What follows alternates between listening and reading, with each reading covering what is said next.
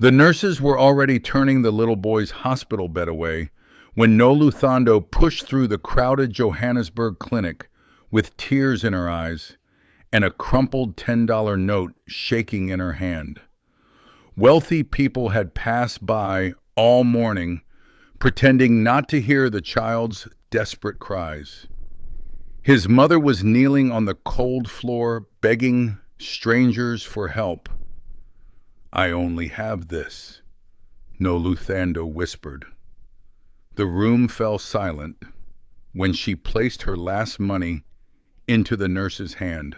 But less than 24 hours later, a convoy of black luxury SUVs stopped outside the same clinic, and a mysterious billionaire stepped out, asking for the name of the poor woman who gave away everything she had.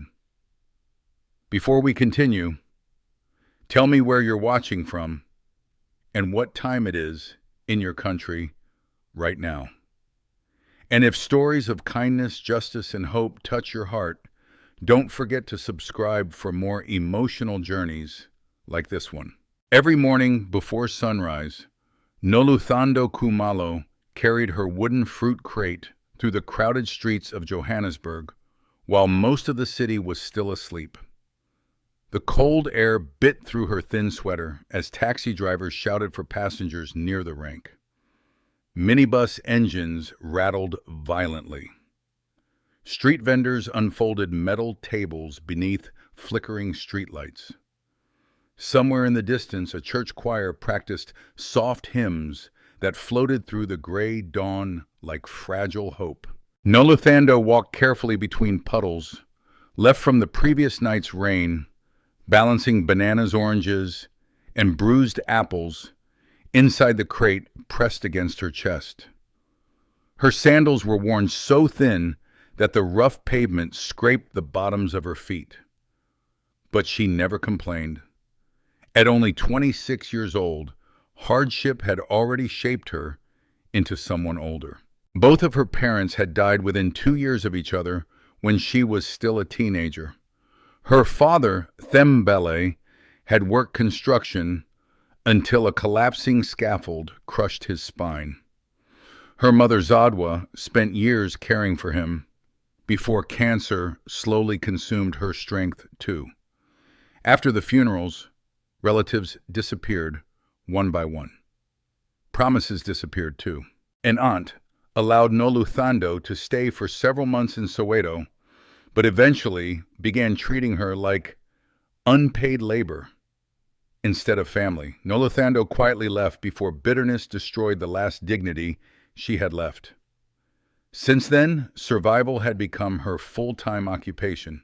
She rented a tiny back room behind an old apartment building owned by a harsh widow everyone called Mama Zinzi. The room barely fit a mattress, a bucket, and a broken plastic chair.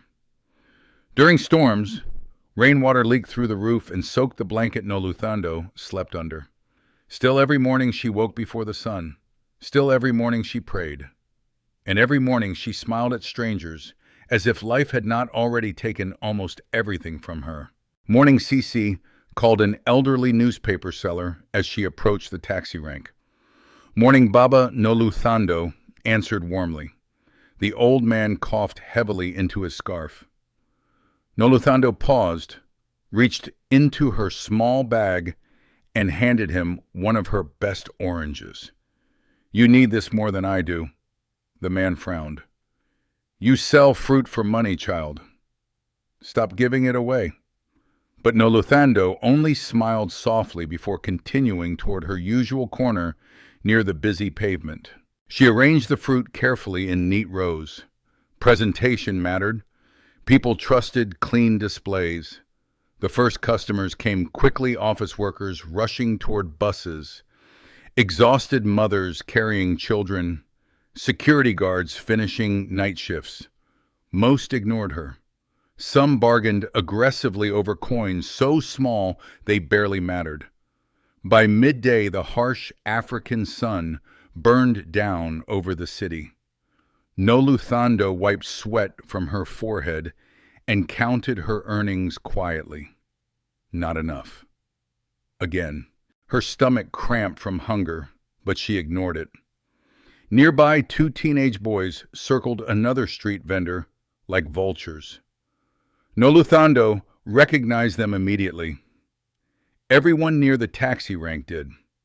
They worked for local extortion gangs that demanded street fees from poor sellers pretending to offer protection.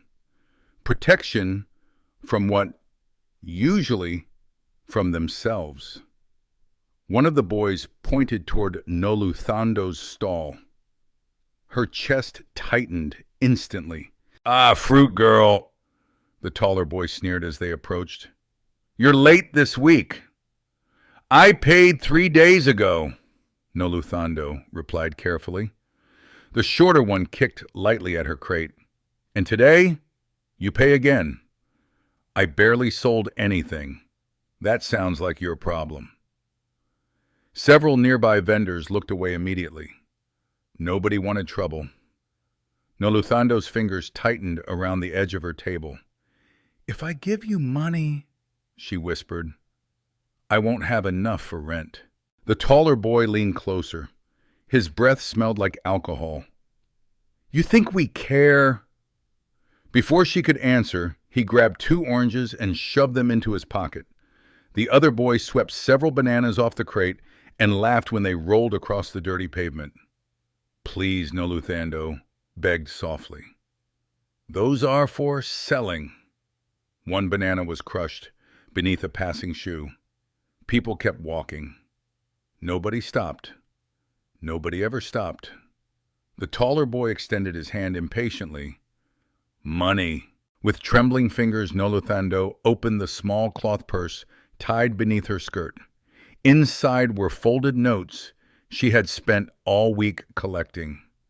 Rent money, food money, survival money. The boy snatched several bills from her hand before she could protest. "Pleasure doing business," he mocked. The 2 boys disappeared into the crowd, laughing loudly, while Noluthando stood frozen beside her half-empty crate. Tears burned behind her eyes, but she refused to let them fall. Crying changed nothing. Around sunset, the city turned gold beneath fading light. Noluthando counted what remained of her earnings. Almost nothing.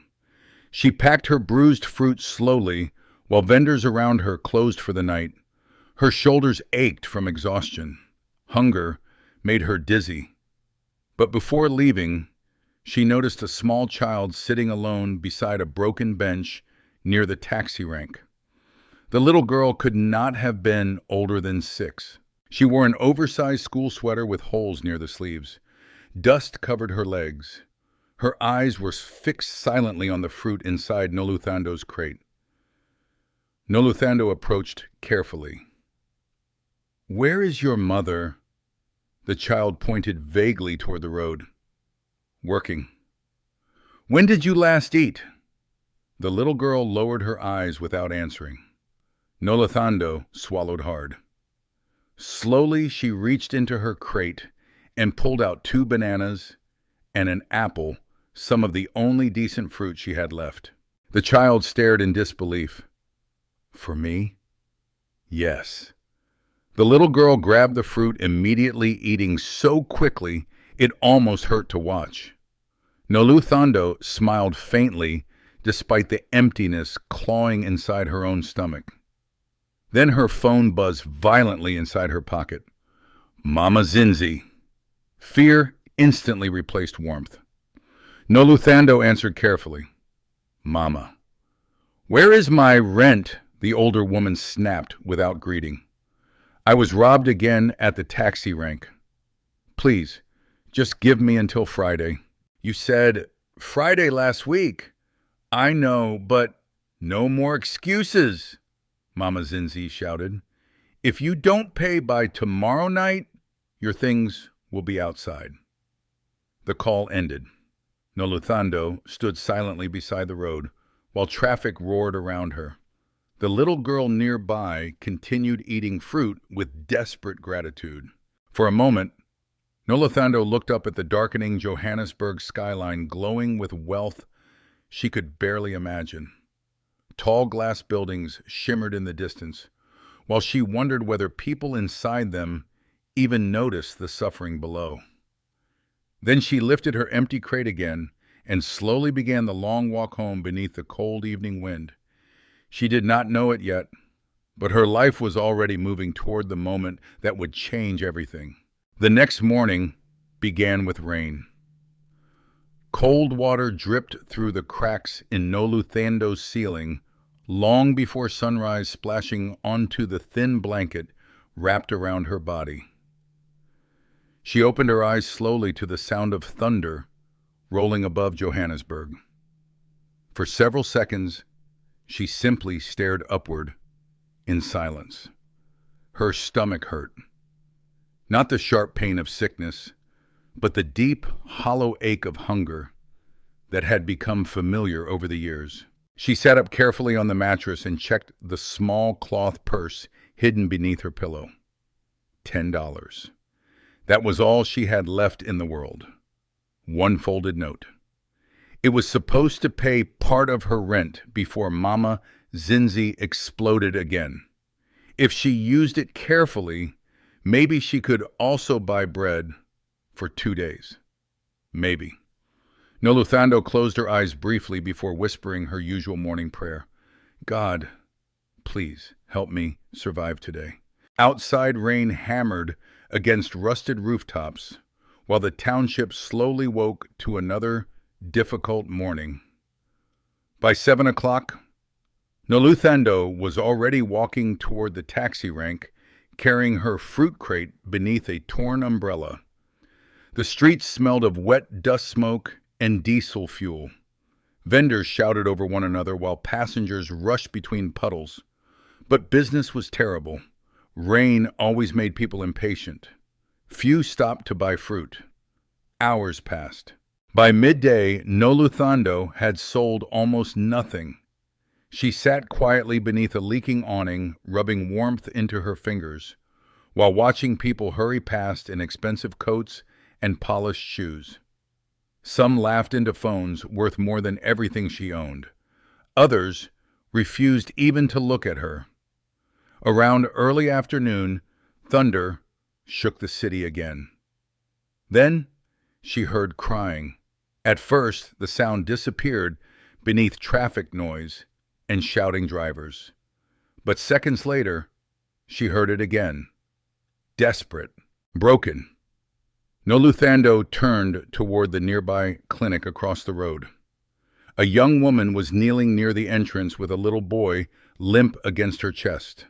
The child looked frighteningly pale.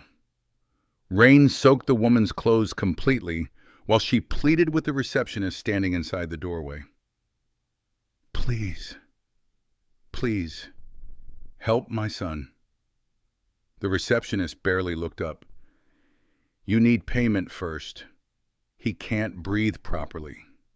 No payment, no admission. The woman's voice cracked. I've been trying since morning. Behind her, people waiting beneath the clinic shelter avoided eye contact. Some stared with pity. Most simply looked annoyed. Noluthando stood slowly. Something inside her chest tightened painfully. Without thinking, she picked up her crate and crossed the flooded street. As she approached, she noticed how small the child really was. Maybe 5 years old. His tiny body trembled violently beneath his mother's arms. The woman looked exhausted beyond words. What happened? Noluthando asked softly. The mother turned with swollen, tear-filled eyes. He has a chest infection, she whispered. His fever became worse last night. They say he needs treatment immediately. What is his name? Saifo. The boy coughed weakly against his mother's shoulder. Noluthando crouched beside them carefully. My name is Noluthando. I'm Ayanda, the woman replied shakily. Another nurse stepped outside impatiently. If you cannot pay, move away from the entrance. Other patients are waiting. Ayanda's face collapsed completely. I'm begging you. The nurse folded her arms coldly. Begging will not change hospital policy. Several people nearby watched the scene silently. A man in an expensive gray suit frowned but kept scrolling through his phone. Two young women whispered to each other before walking away laughing awkwardly. Nobody moved to help. Nobody. Noluthando looked down at the small cloth purse inside her pocket. $10. Her last money. Rent money, food money, survival money. Her fingers trembled against the fabric. If she gave it away, she would have nothing left. Nothing. For one terrible moment, fear whispered loudly inside her mind. You are already drowning. Who will save you? But then Sifo coughed again. A deep, painful sound no child should make. Ayanda hugged him tighter, crying openly now. My baby, please stay awake. Something inside Noluthando broke. Slowly she reached into her pocket and removed the folded note. Her entire hand shook. Ayanda stared in confusion. It's not much, Noluthando whispered quietly, but maybe it can help start the treatment. The young mother froze. No, you need your money too. Noluthando tried to smile despite tears forming in her eyes.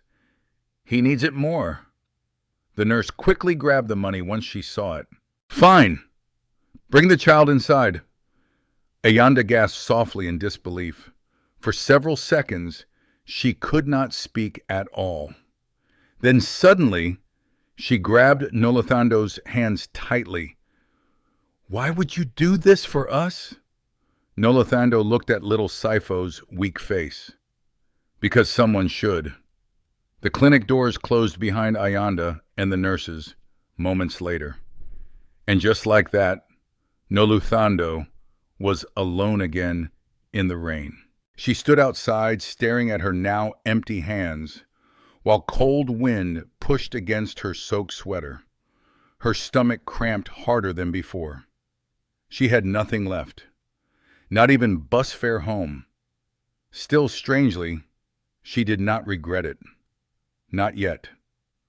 Hours later, the rain finally stopped. Gray evening clouds spread across Johannesburg while people hurried home from work. Noluthando slowly returned to her fruit stall, hoping to sell enough remaining fruit for bread at least. But she froze when she arrived. Her crate had been overturned. Bruised oranges and crushed bananas covered the pavement. Two nearby vendors avoided her eyes immediately. What happened? Noluthando whispered. One older woman sighed heavily. Those boys came back. The same extortion boys? They said you disrespected them yesterday, the woman explained quietly. When they didn't find you, they destroyed your stall. Noluthando stared at the ruined fruit silently. One of the boys had even stepped directly onto the apples, crushing them into the dirty pavement. A lump formed painfully in her throat. How much did they take? Everything worth selling. For several seconds, Noluthando simply stood motionless while the city moved around her. Cars honked. Taxi drivers shouted. People laughed nearby. But her world suddenly felt very far away. The older vendor touched her arm gently. You should stop being kind in this city, child. Johannesburg eats kind people alive. Noluthando swallowed hard. Maybe the woman was right. Maybe kindness was dangerous. Maybe kindness only made suffering worse. Yet when she remembered Sifo's tiny, shaking body, she still could not regret what she had done. Night arrived quickly. Cold air swept through the streets while vendors packed their tables and disappeared one by one. Noluthando gathered the few damaged fruits left on the ground and placed them quietly into the empty crate. That was when her phone buzzed again. "Mama Zinzi," Noluthando answered slowly. "Please," she said immediately. "I just need a little more time." "You had your time," Mama Zinzi snapped coldly. "Tomorrow night, your things will be outside my building." "I'm trying." "No," the older woman replied harshly. "You are failing." The call ended. Noluthando lowered the phone slowly while tears finally slipped down her face. Above the glowing city skyline, lightning flashed silently through distant clouds. She stood there alone beside her destroyed fruit stall with empty pockets, no food, and nowhere else to go. But somewhere far across Johannesburg, inside the back seat of a black luxury SUV, a powerful billionaire named Themba Maseko was hearing about the poor young woman who had given her last $10 to save a stranger's child, and for reasons even he did not yet understand. He could not stop thinking about her. That night, Johannesburg felt colder than usual. The wind slipped through broken windows and narrow alleyways like something alive, carrying the smell of rain smoke and wet concrete through the township streets. Noluthando walked home slowly with her nearly empty fruit crate pressed against her chest. Her body ached from exhaustion, but it was the hunger that hurt most now. Every step made her dizzy. She had not eaten since the previous morning. The few damaged bananas she salvaged from the destroyed stall were too bruised to sell, but even those she had given away earlier to a homeless boy sitting near the taxi rank. Now she had absolutely nothing.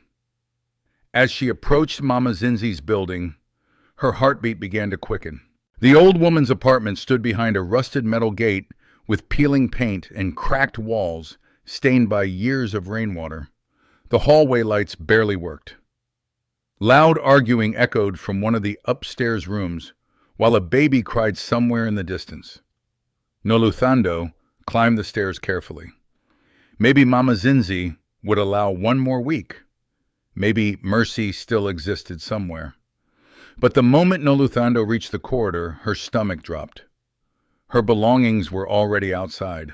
The thin mattress, a plastic bucket, 2 old blankets, a small bag of clothes.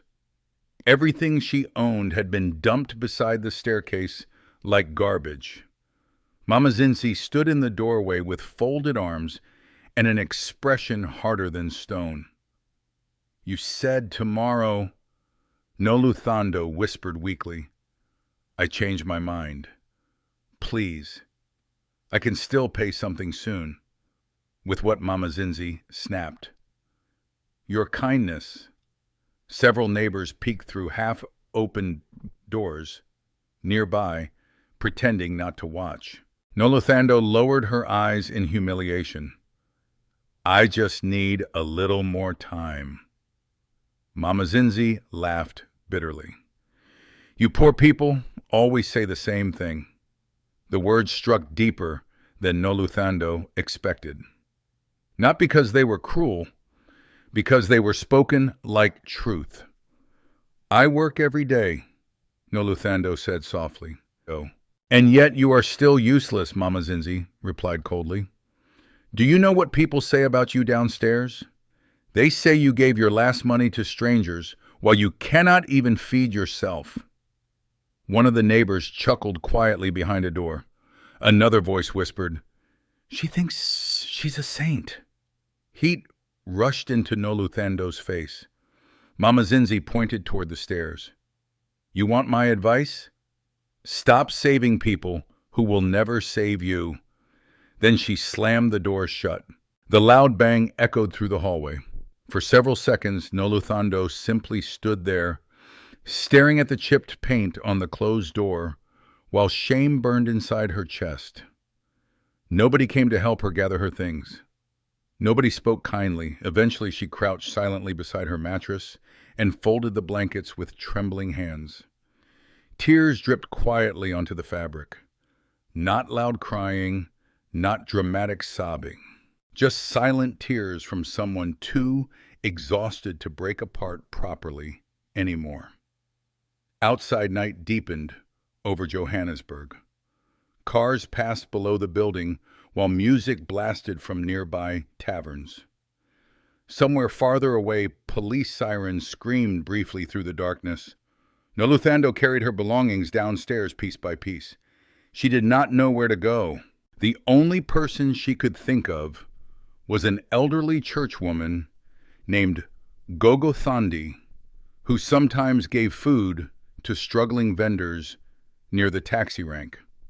But when Noluthando finally reached the small church shelter across town, the gates were already locked. She stood there staring through the bars silently. Inside, dim candlelight flickered through stained windows. Safe, warm, out of reach. Noluthando slowly sat on the pavement outside the church wall and hugged her knees against the cold wind.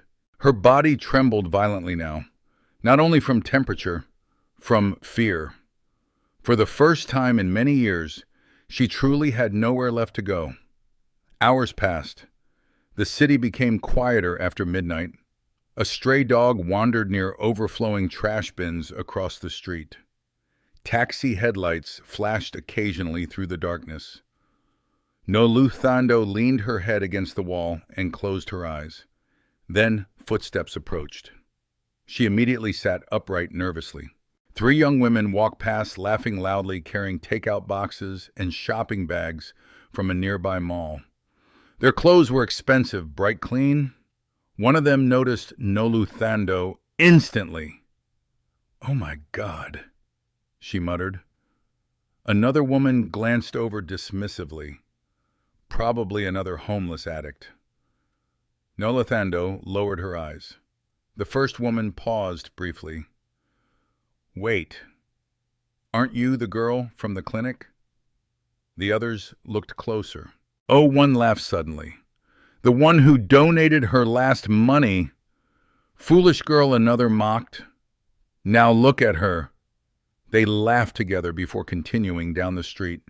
Their voices faded slowly into the night. Noluthando pressed her forehead against her knees.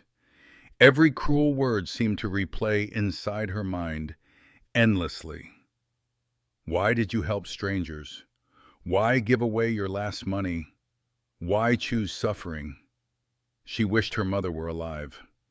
Zodwa would have known what to say. When Noluthando was little, her mother often told her something during hard times. "Kindness is not weakness, my child. The world survives because some people still choose to care." Back then, Noluthando believed those words completely. Tonight, she was no longer sure. Near dawn, hunger finally forced her to stand again. She walked toward the taxi rank, hoping to find somewhere dry before morning crowds arrived. The city looked different at that hour. Street cleaners pushed carts through empty roads.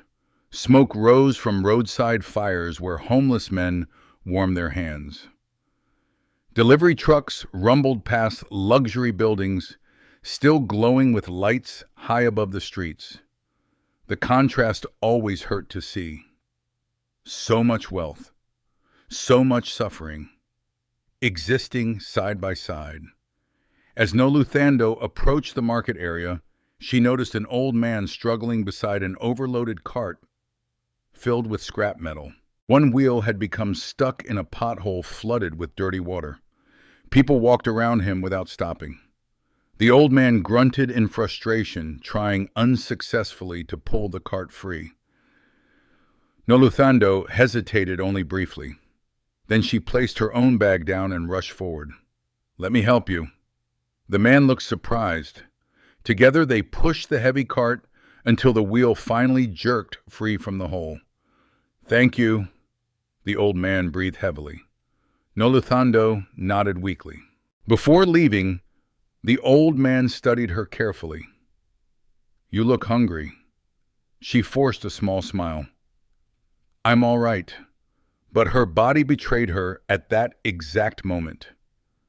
Dizziness suddenly swept through her vision so violently that she nearly collapsed. The old man caught her arm quickly. "You are not all right." Embarrassment flooded her face immediately. "I just need rest." The man reached into his coat pocket and removed a small wrapped loaf of bread. "Take this." "No, Noluthando," whispered automatically. "You need it too. I'm old enough to know when someone is suffering more than me." Slowly, reluctantly, Noluthando accepted the bread with trembling hands. Tears filled her eyes again.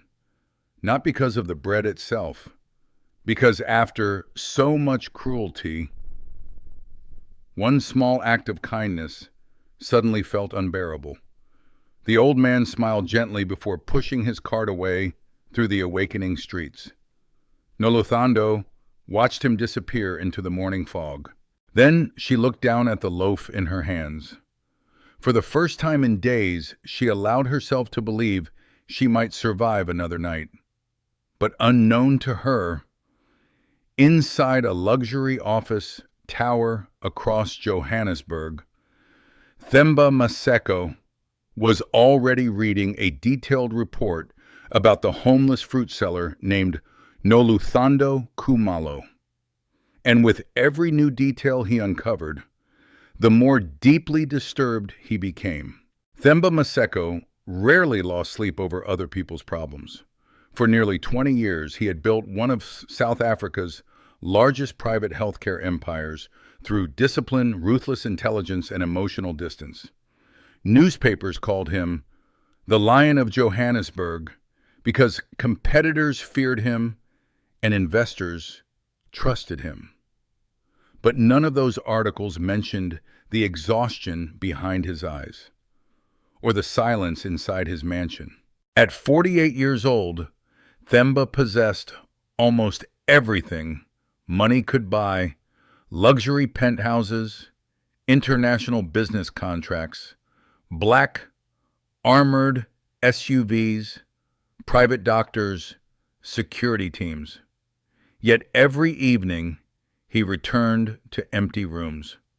His wife had died 8 years earlier during a sudden aneurysm while he was attending a conference in London.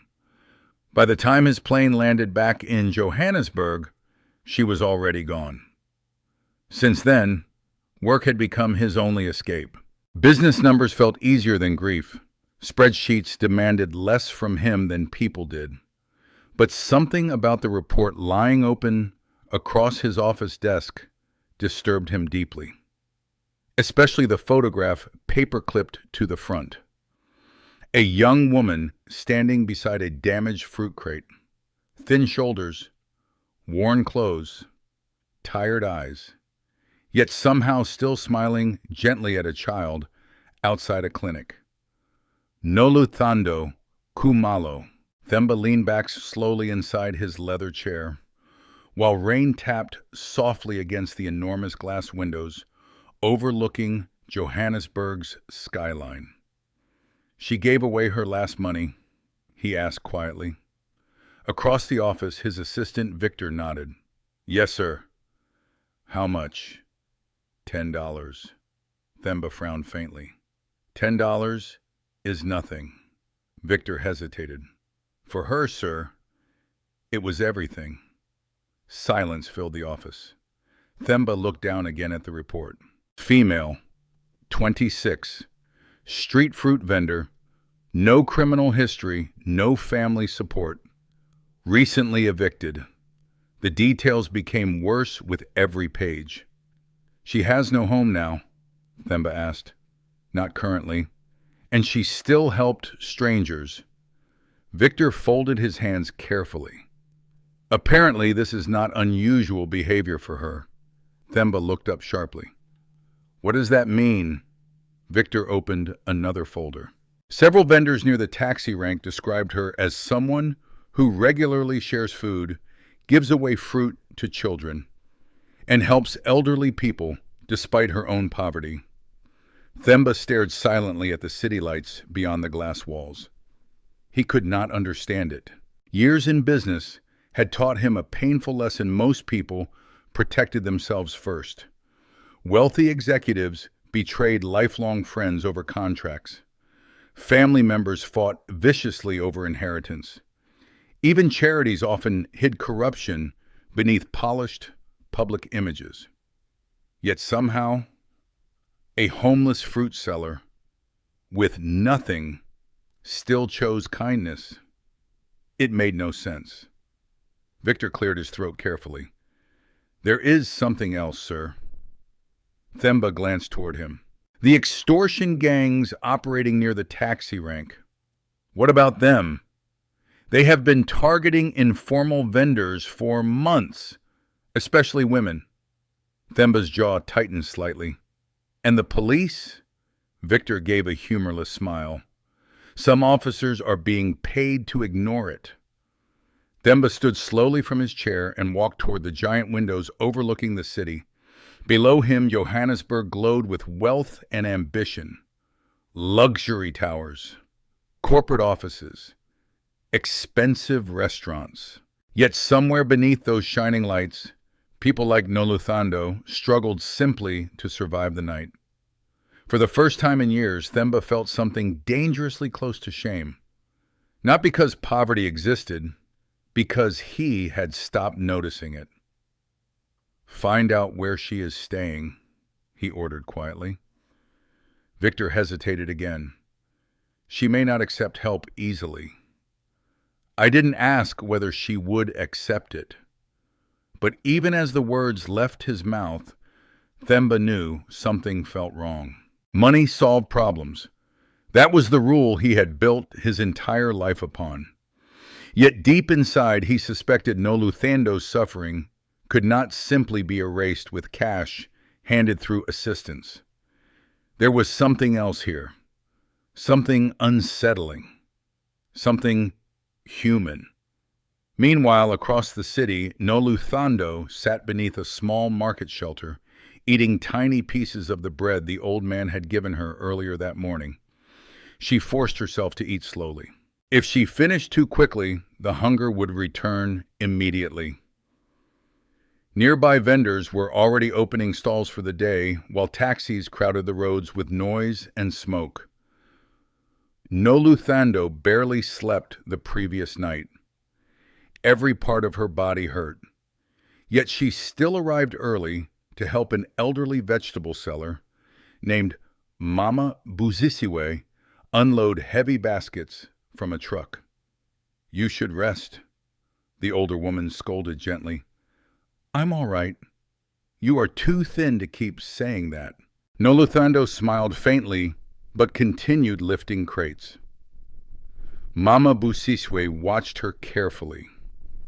Word about the clinic incident had already spread through parts of the market. Some people admired Noluthando quietly. Others thought she was foolish. But everyone agreed on one thing: no sane person gave away their final money to strangers.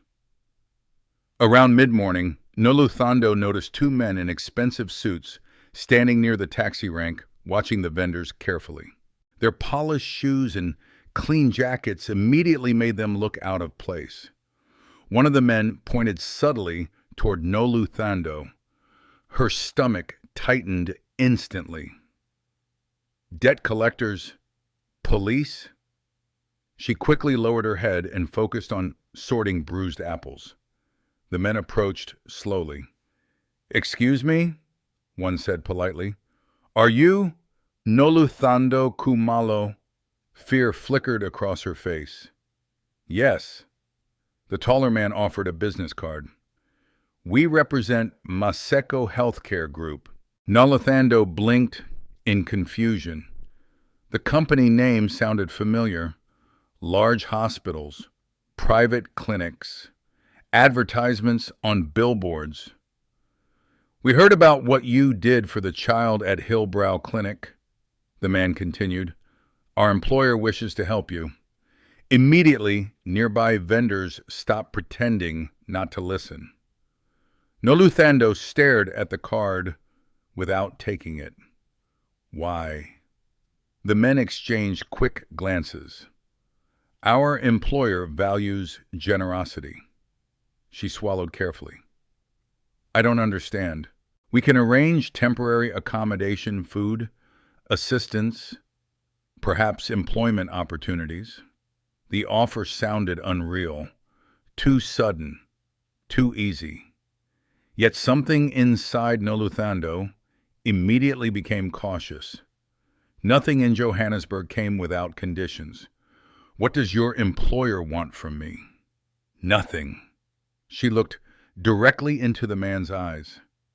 That is impossible. Several vendors nearby whispered quietly now. The taller man forced a professional smile. Our employer simply wishes to reward kindness. Noluthando slowly stepped backward. No.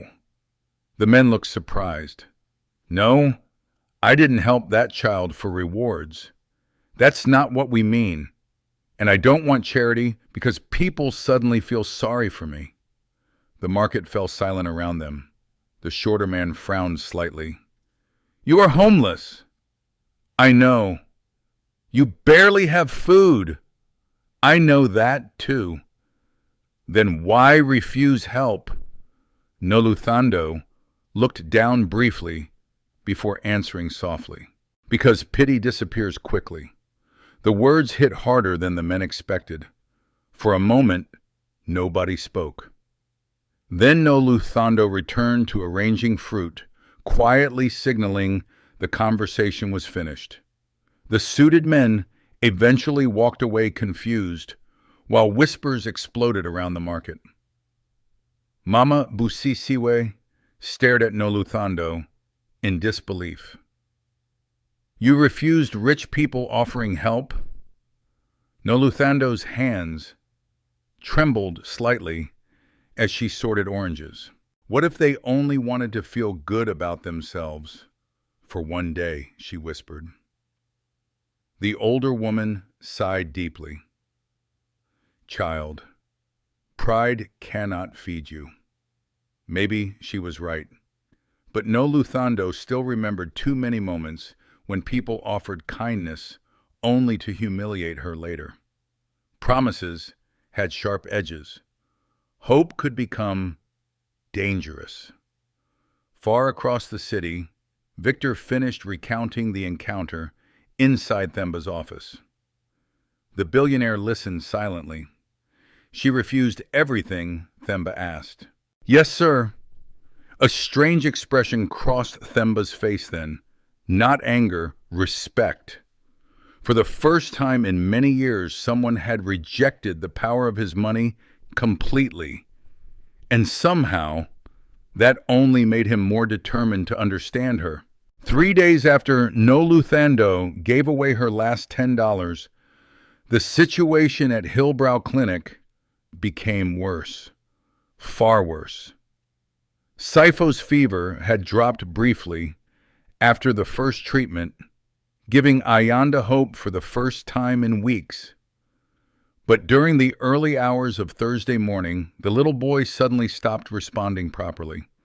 His breathing became shallow. His small body trembled violently beneath thin hospital blankets. By sunrise, panic had spread through the pediatric ward. Nurses rushed between rooms carrying equipment while exhausted mothers whispered prayers into trembling hands. Ayanda sat beside Sipho's bed, looking completely broken. Please wake up my baby, she cried softly, brushing sweat from his forehead. Please. One of the nurses adjusted Sipho's oxygen mask before speaking quietly to another staff member near the doorway. He needs stronger medication immediately. And payment. The nurse sighed. They still owe fees. Ayanda overheard the conversation instantly. Fear exploded inside her chest. I'll find the money she promised desperately. Please, just help him first. The older nurse looked exhausted rather than cruel. We are already trying, but hospital policy still mattered. It always mattered more than poor people. Outside the ward, tension grew quickly among Ayanda's relatives, who had finally arrived after hearing Saifo's condition worsened. Some blamed the hospital. Others blamed Ayanda herself for not seeking treatment earlier. And eventually, someone blamed Noluthando. A heavy-set woman named Nomusa folded her arms angrily near the waiting area. That fruit seller made everything worse. Ayanda looked up sharply. What? She brought shame instead of help. How can you say that? Ayanda whispered in disbelief. Nomusa scoffed loudly. $10. What kind of useless donation was that? Now everybody acts like she's some hero. Several people nearby murmured agreement. Ayanda stood slowly from her chair. She gave everything she had. And look where that got us, Nomusa snapped. Saifo is still dying. The cruel words cut deeply because fear was already consuming everyone inside the clinic. Fear often searched desperately for someone to blame, and poor people were easy targets. Meanwhile, across town, Noluthando sat outside the taxi rank, trying unsuccessfully to sell the few fruits Mama Busisiwe allowed her to borrow on credit. Business remained terrible. Most customers avoided her after hearing rumors about the clinic incident. Some whispered as they passed. Others laughed openly.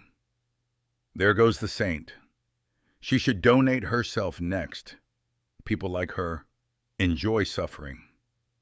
Noluthando pretended not to hear them. But every insult chipped away at her strength, little by little. By afternoon, she had sold only enough fruit to buy a small bottle of water and half a loaf of bread. Still, one thought kept returning to her mind, Saifo. She needed to know whether the little boy survived. As evening approached, Noluthando finally gathered enough courage to walk back toward Hillbrow Clinic. The building looked even more crowded than before. Ambulance lights flashed outside the entrance while families packed the waiting areas with exhausted faces and anxious whispers. Noluthando hesitated near the doors. Maybe visiting would only disturb them. But before she could turn away, Ayanda spotted her from across the corridor. Noluthando! The young mother rushed forward immediately and grabbed her hands tightly. You came! How is Saifo? Noluthando asked softly. Ayanda's eyes filled instantly with tears. He's struggling. Pain twisted through Noluthando's chest. I'm so sorry. No, Ayanda whispered firmly. Don't apologize. You're the only reason they treated him at all. But before Noluthando could answer, another voice interrupted sharply. So this is her. Nomusa approached with several relatives behind her. The tension in the hallway changed instantly. Noluthando lowered her eyes nervously. Nomusa looked her up and down with open contempt. You are the woman everyone praises. Ayanda stepped forward protectively. Please stop. But Nomusa ignored her completely. You gave $10 and suddenly people act like you saved a life. Noluthando swallowed quietly. I only wanted to help. With what Nomusa laughed bitterly. Coins. Several nearby people turned to watch. Nurses paused.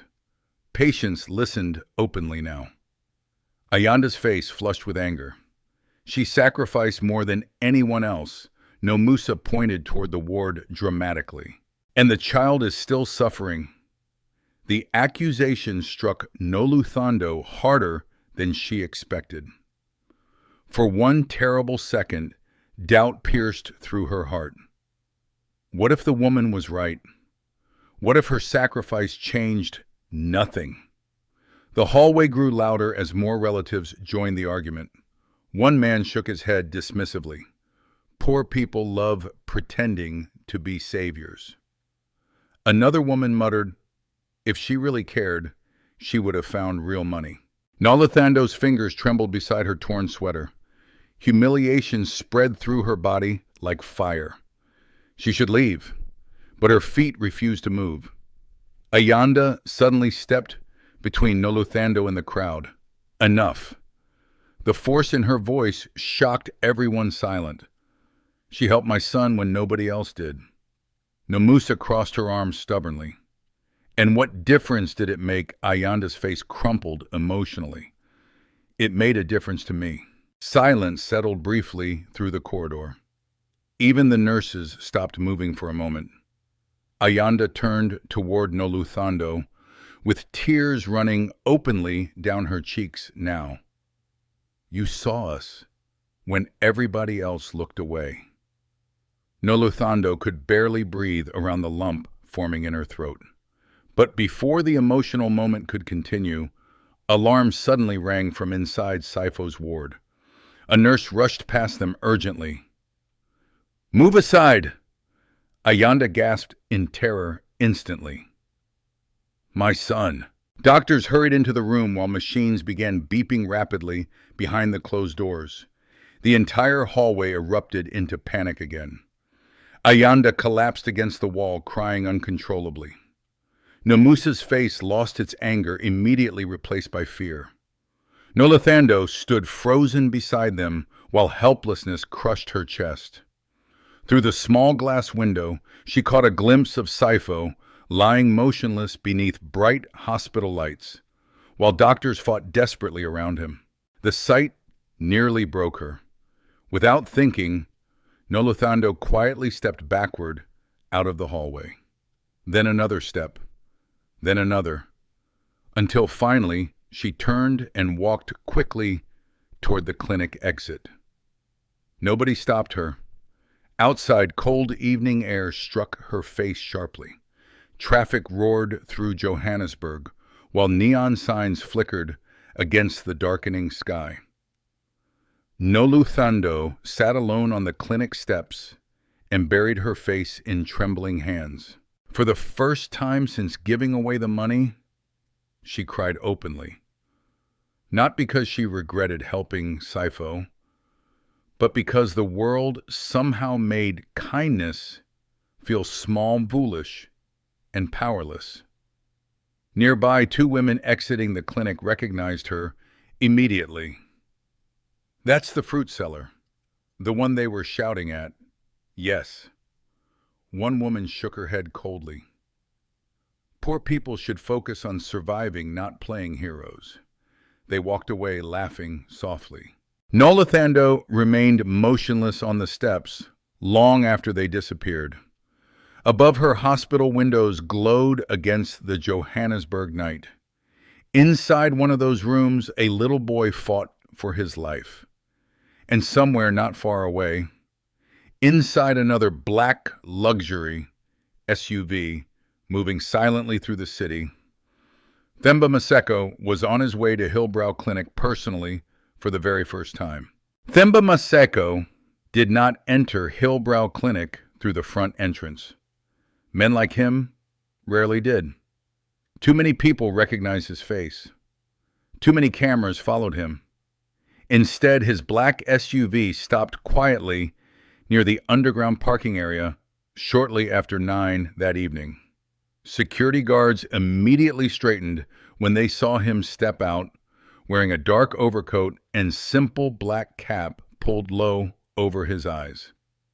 Even dressed casually, power still followed him naturally. Doctors rushed nervously through corridors the moment they heard his name whispered. Executives from the clinic administration nearly tripped over themselves trying to greet him. But Themba ignored all of them. "Where is the child?" he asked coldly. A nervous administrator led him upstairs immediately. "The boy stabilized temporarily, sir. The doctors are still monitoring him closely." And the mother, in the waiting area. Themba walked silently through the crowded hallways, while people stared without fully recognizing him. He noticed everything: broken chairs, exhausted nurses, overcrowded wards, families sleeping on floors because they could not afford transport home. This clinic operated under contracts partially connected to his healthcare network. Yet he had never stepped inside personally before tonight. The realization disturbed him deeply.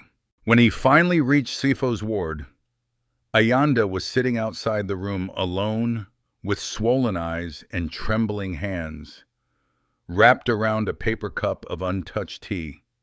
She looked completely drained. Themba approached slowly. "You are Sifo's mother." Ayanda looked up cautiously. "Yes. My name is Themba." She nodded politely, too exhausted to ask questions. For several moments, silence stretched between them while machines beeped softly behind the ward doors. Then Themba asked quietly, "Tell me about the woman who helped you." Ayanda immediately understood who he meant. Noluthando. Themba noticed how differently her face softened when speaking the name. "She didn't even know us," Ayanda whispered, but she stopped anyway. What kind of person does that? Ayanda gave a weak, emotional smile. The kind this world forgets to notice. The words lingered heavily inside Themba's chest. He glanced through the glass window towards Sifo lying motionless beneath tubes and blankets, then back toward the exhausted mother. Did Noluthando ask for anything in return? Ayanda looked almost offended by the question. No, nothing at all. She gave us her last money while she was starving herself. Themba lowered his eyes briefly. He had spent years surrounded by people who calculated every favor carefully. Every gesture had purpose. Every relationship carried hidden transactions. But Noluthando seemed different, dangerously different. And something about that unsettled him more than he expected. Hours later, long after leaving the clinic, Themba sat alone inside his mansion, staring at a photograph of his late wife, Lerato. The enormous house remained painfully quiet except for rain tapping softly against the windows. Lerato had been the opposite of him in many ways. Warm, where he was distant. Gentle, where he was hard. Years ago, she used to stop their car constantly to help strangers on Johannesburg streets. Themba often criticized her for it. "You cannot save everyone," he would say. And Lerato always answered the same way. "No, but sometimes you can save one person." He closed his eyes heavily. For the first time in years, memories hurt again. Meanwhile, across the city, Noluthando sat beneath a market shelter, wrapped in her thin blanket, while cold winds swept through the taxi rank. She had nowhere else to sleep. The humiliation at the clinic still replayed painfully inside her mind. Poor people should focus on surviving, not playing heroes. Maybe they were right. Kindness had brought her nothing except suffering. Her stomach cramped painfully again. She had eaten almost nothing all day. Nearby, several homeless men argued drunkenly beside a trash fire, while taxis continued roaring through the streets, even near midnight. Noluthando hugged her knees tightly. Then she noticed an older man struggling nearby. He wore worn work clothes and carried 2 heavy plastic bags while coughing harshly into his sleeve. One bag suddenly tore open, spilling canned food and bread across the wet pavement. People walked past without slowing down. The old man groaned softly and crouched with difficulty to gather everything before cars rolled through puddles nearby. Despite her exhaustion, Noluthando immediately stood. "Wait," she said softly, hurrying toward him. The man looked up. For a brief second, their eyes met beneath the dim streetlights. Noluthando did not recognize him, but it was Themba. Disguised beneath rough clothing an old jacket, glasses, and a gray wool cap. He had left his mansion deliberately after midnight, with only one security driver waiting several blocks away. He needed to see her himself. Not reports, not photographs, the real person. Noluthando quickly helped gather the scattered food into another bag. "You should not carry so much alone," she said gently. Themba studied her carefully. Even after everything that happened today, she still stopped to help strangers. "I manage," he replied, disguising his voice slightly rougher. But then another violent cough shook through him. Noluthando frowned immediately. "You're sick. It's only cold weather." "No," she said quietly. "That cough sounds painful." Themba almost smiled despite himself. Nobody had spoken to him with genuine concern in a very long time. Usually people feared him, or wanted something from him. But this woman looked at him as though he were simply human. Nothing more, nothing less. "Where is your family?" she asked. Themba hesitated. "Gone." The single word carried more truth than she realized. Noluthando nodded softly. "I understand." For several moments, they sat beneath the shelter listening to rainwater drip from broken roofing nearby. Then, Noluthando carefully removed half her remaining loaf of bread from her small bag. "You should eat something warm with this, if you can," she said. Themba stared at the bread silently. He knew from Victor's reports she barely had enough food for herself. Yet, here she was again. "Giving. Always giving. You need this more than I do," he replied carefully. Noluthando smiled faintly. "Maybe tonight we both need it." Something shifted inside Themba then. A crack in the emotional armor he had worn for years. He accepted the bread slowly. "Thank you." Nearby, loud shouting suddenly interrupted the quiet moment. 3 drunken young men staggered toward the shelter, laughing aggressively. Noluthando stiffened immediately. One of them pointed toward Themba. "Old man, what are you hiding in those bags?" Another noticed the bread. "Looks like the homeless couple is having dinner." The group laughed loudly. Themba remained still, carefully observing Noluthando. Fear flashed briefly across her face. But instead of stepping away from him, she moved slightly closer protectively. "He's done nothing to you," she said firmly. One of the men sneered. "And who are you? His wife?" The others laughed harder. "Leave him alone," Noluthando repeated quietly. The tallest drunk took another step forward. "What if we don't?" Before the situation could worsen, bright headlights suddenly swept across the street. A black vehicle slowed nearby. The drunk men immediately recognized expensive security presence and backed away quickly, muttering curses before disappearing into the darkness. Noluthando exhaled shakily. "You should go somewhere safer," she told Themba gently. He studied her carefully again. "Why help me?" The question seemed to surprise her. "Because someone should."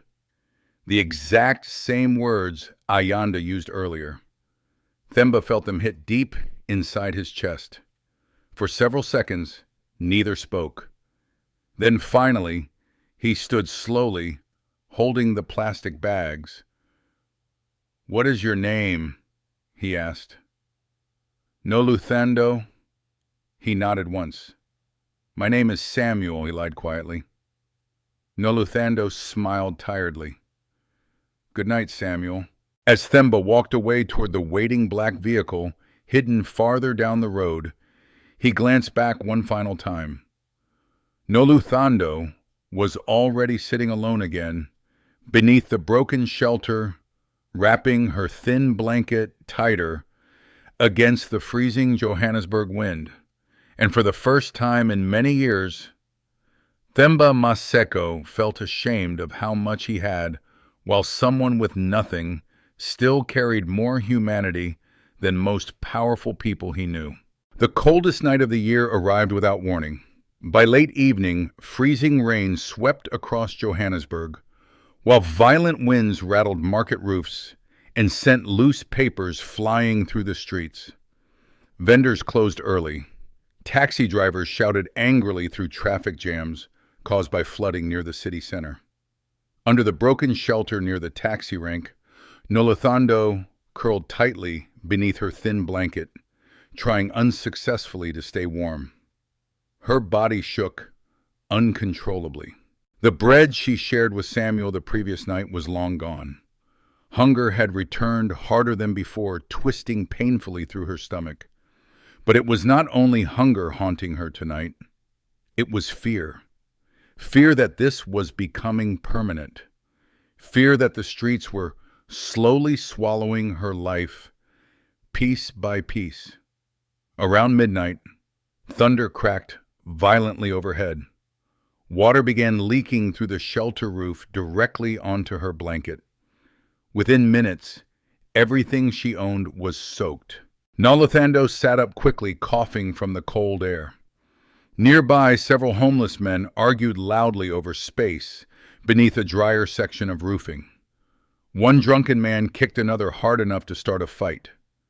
Noluthando immediately gathered her small bag closer to her chest. Inside that bag were the only truly valuable things she still possessed: 2 faded photographs of her parents, her mother's old church scarf, and a small notebook filled with prayers and memories written over the years. Things money could not replace. The rain intensified.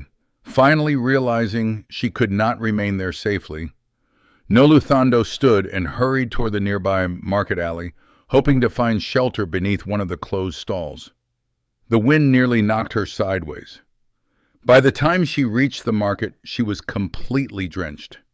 Most of the stalls were locked tightly with metal chains, but one fruit stand near the back still had enough covering to block part of the rain. Noluthando carefully slid beneath it, hugging her bag tightly while trying to calm her shaking body. For several minutes, she simply listened to the storm. Thunder, rain, distant sirens, the endless, restless noise of Johannesburg at night. Then slowly, exhaustion overtook her. She drifted into uneasy sleep, sitting against the wooden stall wall. Hours later, she woke suddenly.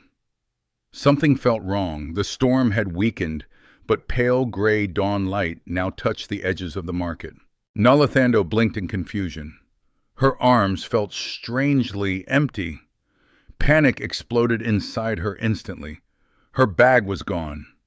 She scrambled upright, frantically searching beneath the stall beside the pavement, behind nearby crates.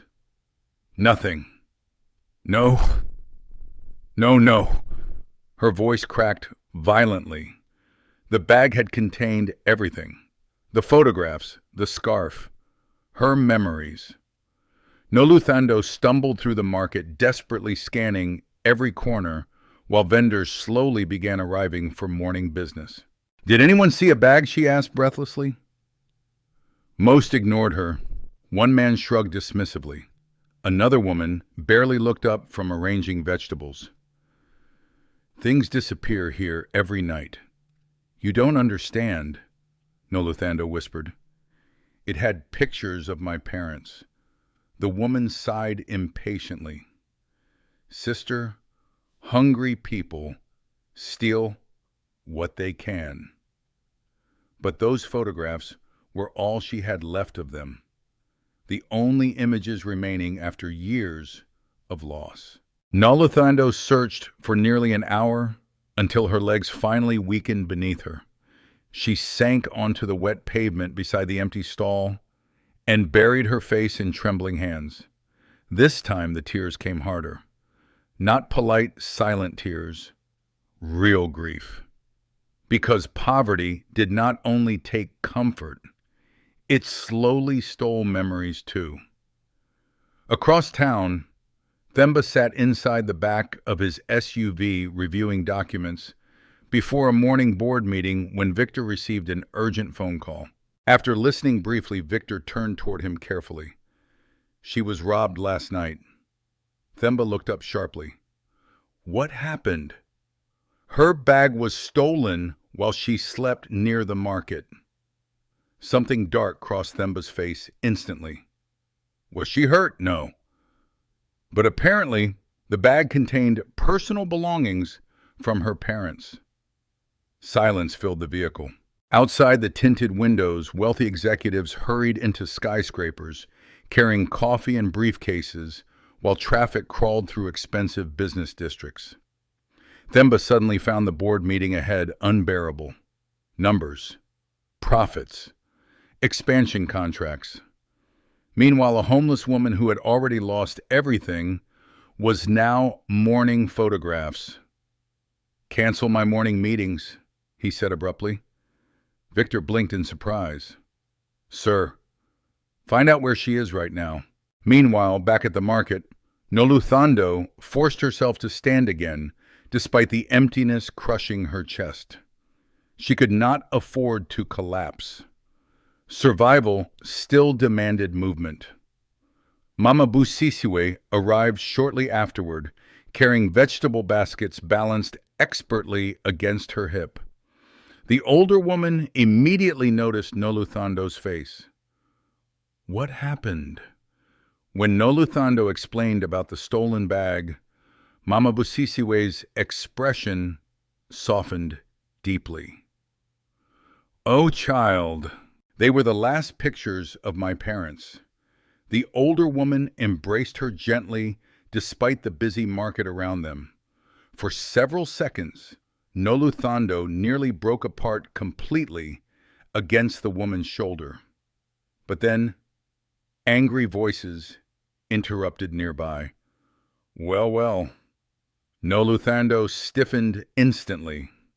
The extortion boys were back, this time with two older gang members beside them. The taller boy grinned cruelly when he noticed her. Looks like street life is treating you badly. Mama Busisiwe stepped protectively forward. Leave her alone, one of the older gang members laughed. Or what? Several nearby vendors immediately pretended not to notice the confrontation. Fear spread quickly through the market. The shorter boy pointed toward Noluthando. She still owes protection money. Noluthando stared in disbelief. I have nothing left. That sounds unfortunate. The taller boy kicked lightly at an empty crate beside her. Maybe you should stop helping strangers and focus on your own problems. The words hit painfully because they echoed everything she had already been hearing for days. Mama Busisiwe spoke sharply. She has suffered enough. The older gang member smirked coldly. Suffering is expensive in Johannesburg. Then suddenly he grabbed several apples from Mama Busisiwe's table and tossed them into the muddy street. The older woman gasped. Noluthando reacted instantly. Stop! Before she could think better of it, she stepped directly between the gang members and Mama Busisiwe's stall. The market fell silent immediately. Even the gang members looked surprised. The tallest one stared at her for a moment before laughing harshly. The homeless girl wants to fight now. Noluthando's body trembled violently, but she did not move aside. Leave her alone. The older gang member's expression darkened. You are becoming a problem. Fear screamed inside Noluthando's chest, but somehow she remained standing. Then, suddenly, a black luxury SUV rolled slowly into the market road. Everything changed instantly. Vendors froze. The gang members exchanged nervous glances. Expensive vehicles rarely entered this area unless police or powerful people were involved. The SUV stopped only a few meters away. The rear door opened slowly. Themba Maseko stepped out, wearing a dark coat and sunglasses. The entire market became silent. Even those who did not recognize his face immediately recognized wealth, power, danger. Themba's eyes moved calmly across the scene before settling on Noluthando, standing defensively in front of Mama Busisiwe's stall. Then his gaze shifted toward the gang members. "What is happening here?" he asked quietly. His voice was calm, but something beneath it carried absolute authority. The gang members immediately stepped backward. "No problem, sir." Themba looked at the bruised fruit scattered across the muddy ground, then back toward them. "It looks like a problem." Nobody spoke. Rainwater dripped from market roofs, while tension filled the cold morning air. Noluthando stared at Themba in confusion. She did not recognize him without the old clothes and gray cap from the previous night, but something about his eyes felt strangely familiar. And as the powerful billionaire continued studying her silently beneath the gray Johannesburg sky, Noluthando felt for the first time in many days that the direction of her life might be about to change. The gang members disappeared almost immediately after Themba stepped out of the SUV. Not because he threatened them, not because security guards touched them, simply because powerful men carried a kind of silence around them that dangerous people understood instinctively. Within seconds, the market road cleared. Vendors lowered their eyes respectfully. Taxi drivers slowed to stare. Even Mama Busisiwe looked nervous now. Only Noluthando remained confused. She watched the tall stranger carefully, while cold morning wind lifted loose strands of her hair across her tired face. Themba glanced once more toward the direction the gang members fled before turning back to her. "Are you all right?" he asked calmly. Noluthando hesitated. "Yes." But her trembling voice betrayed her. Themba noticed immediately. He also noticed the exhaustion beneath her eyes, the soaked shoes, the thinness of her hands, and the deep sadness she was trying unsuccessfully to hide. Then his gaze moved toward the muddy ground where crushed fruit still lay scattered. "Those men did this," Mama Busisiwe answered before Noluthando could. "They terrorize the vendors every week." Themba's jaw tightened slightly. "And the police?" The older woman laughed bitterly. "The police arrive only after the suffering is finished." Silence settled heavily between them. Themba looked around the market carefully. For years, reports about township extortion, healthcare shortages, and corruption had crossed his office desk regularly. But reports were clean, distant, numbers on paper.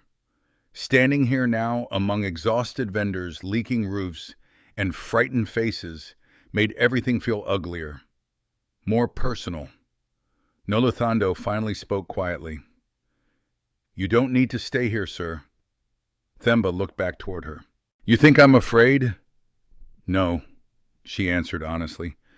"I think people like you don't belong in places like this." The words struck him harder than she realized, because deep down, he knew she was right. Before Themba could respond, Victor approached from the SUV holding a tablet tightly against his chest. "Sir," he said quietly, "the board meeting cannot be delayed longer." Themba barely glanced at him. "Reschedule it." Victor hesitated carefully. "Today's agenda includes the Hillbrow Clinic audit findings." That caught Themba's attention instantly. "What findings?" Victor lowered his voice slightly. "There are irregularities involving emergency medical funds." Something cold moved through Themba's expression. How serious? We're still investigating. But Themba already recognized the tone. Very serious. He turned once more toward Noluthando. I need to leave, he said. She nodded politely. Then unexpectedly he asked, Have you eaten today? Embarrassment flickered briefly across her face. Yes. A lie. An obvious one. Themba reached into his coat pocket and removed several folded bills. Noluthando stepped backward immediately. No. It's not charity. Yes, it is. You need help. So do many people here. Themba studied her quietly. Why refuse assistance when you are suffering? Noluthando lowered her eyes briefly before answering.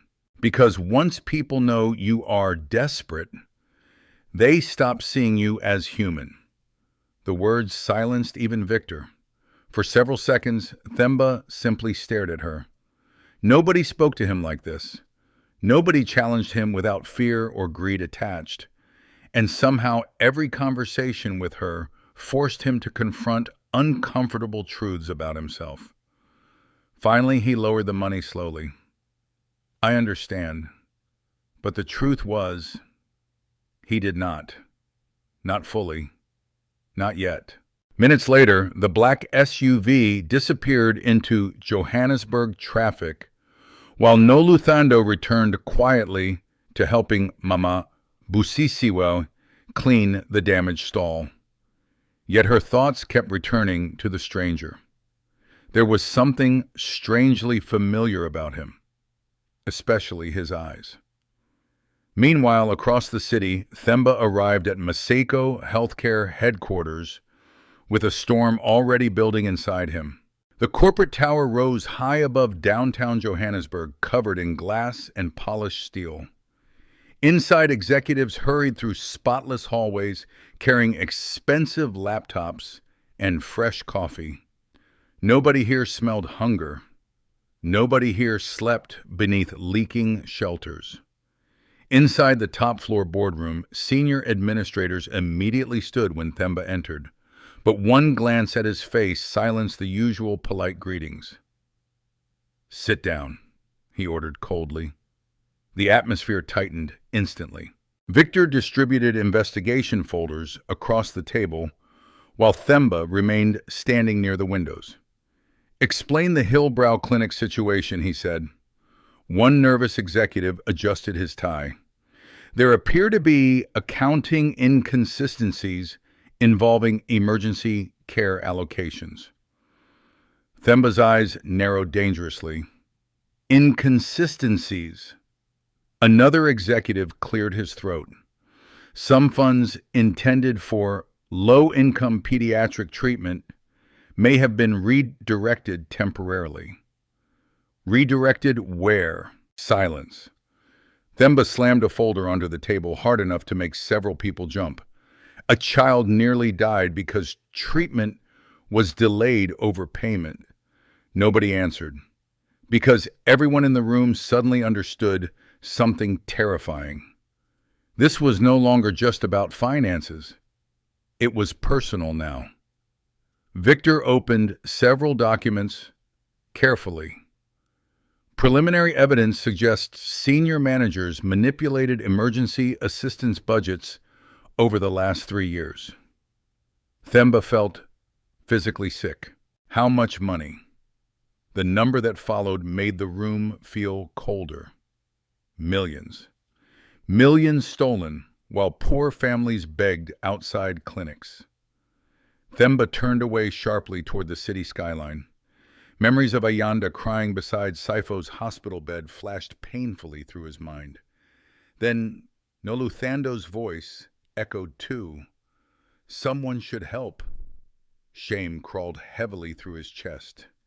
His company name stood on those clinic walls. His empire, his reputation, while corruption beneath him quietly destroyed lives. One executive attempted weakly to defend the situation. These financial adjustments are common across multiple healthcare networks. Enough. Themba's roar shook the entire boardroom silent. For several seconds, nobody moved. Then he spoke again, quieter now, but far more dangerous. While you sat in this building stealing from emergency funds, poor mothers were begging strangers to save their children. No one dared answer. Themba looked around the table slowly. Some executives appeared frightened, others guilty. A few still looked more concerned about legal consequences than human suffering. That angered him most. Effective immediately, he said coldly, "I want full forensic investigations across every clinic connected to this company." One board member spoke nervously. "Sir, if this becomes public, it will." Shock spread instantly through the room. Themba's voice hardened further. "I will not bury this, but the media damage, a child almost died." Silence crushed the boardroom again. Then Victor's phone buzzed sharply against the table. He checked the message before looking up urgently. "Sir?" Themba frowned. "What?" Victor hesitated. "There's another problem involving the fruit seller." Something inside Themba tightened instantly. "What happened?" "She's being accused online of exploiting the clinic situation for attention and donations." Themba stared at him in disbelief. "What donations?" "There are false rumors spreading that she collected money dishonestly." Anger darkened Themba's face immediately. The woman who gave away her last dollars was now being accused of greed. The cruelty of it felt unbearable. Meanwhile, unaware of the growing storm around her, Noluthando sat quietly behind Mama.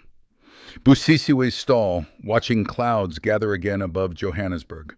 People passing nearby whispered while looking at their phones. Some pointed subtly toward her. Others laughed. Noluthando frowned in confusion.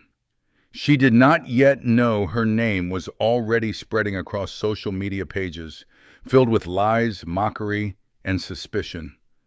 And she had no idea that powerful people inside one of South Africa's largest healthcare empires were beginning to fear the poor homeless woman who accidentally exposed their corruption. By the next afternoon, Noluthando's face was everywhere online, not on television, not in newspapers, but across local gossip pages, township Facebook groups, and short video clips spreading rapidly through Johannesburg. Some posts called her the homeless angel. Others called her a fraud. One viral video showed her standing outside Hillbrow Clinic while people argued nearby.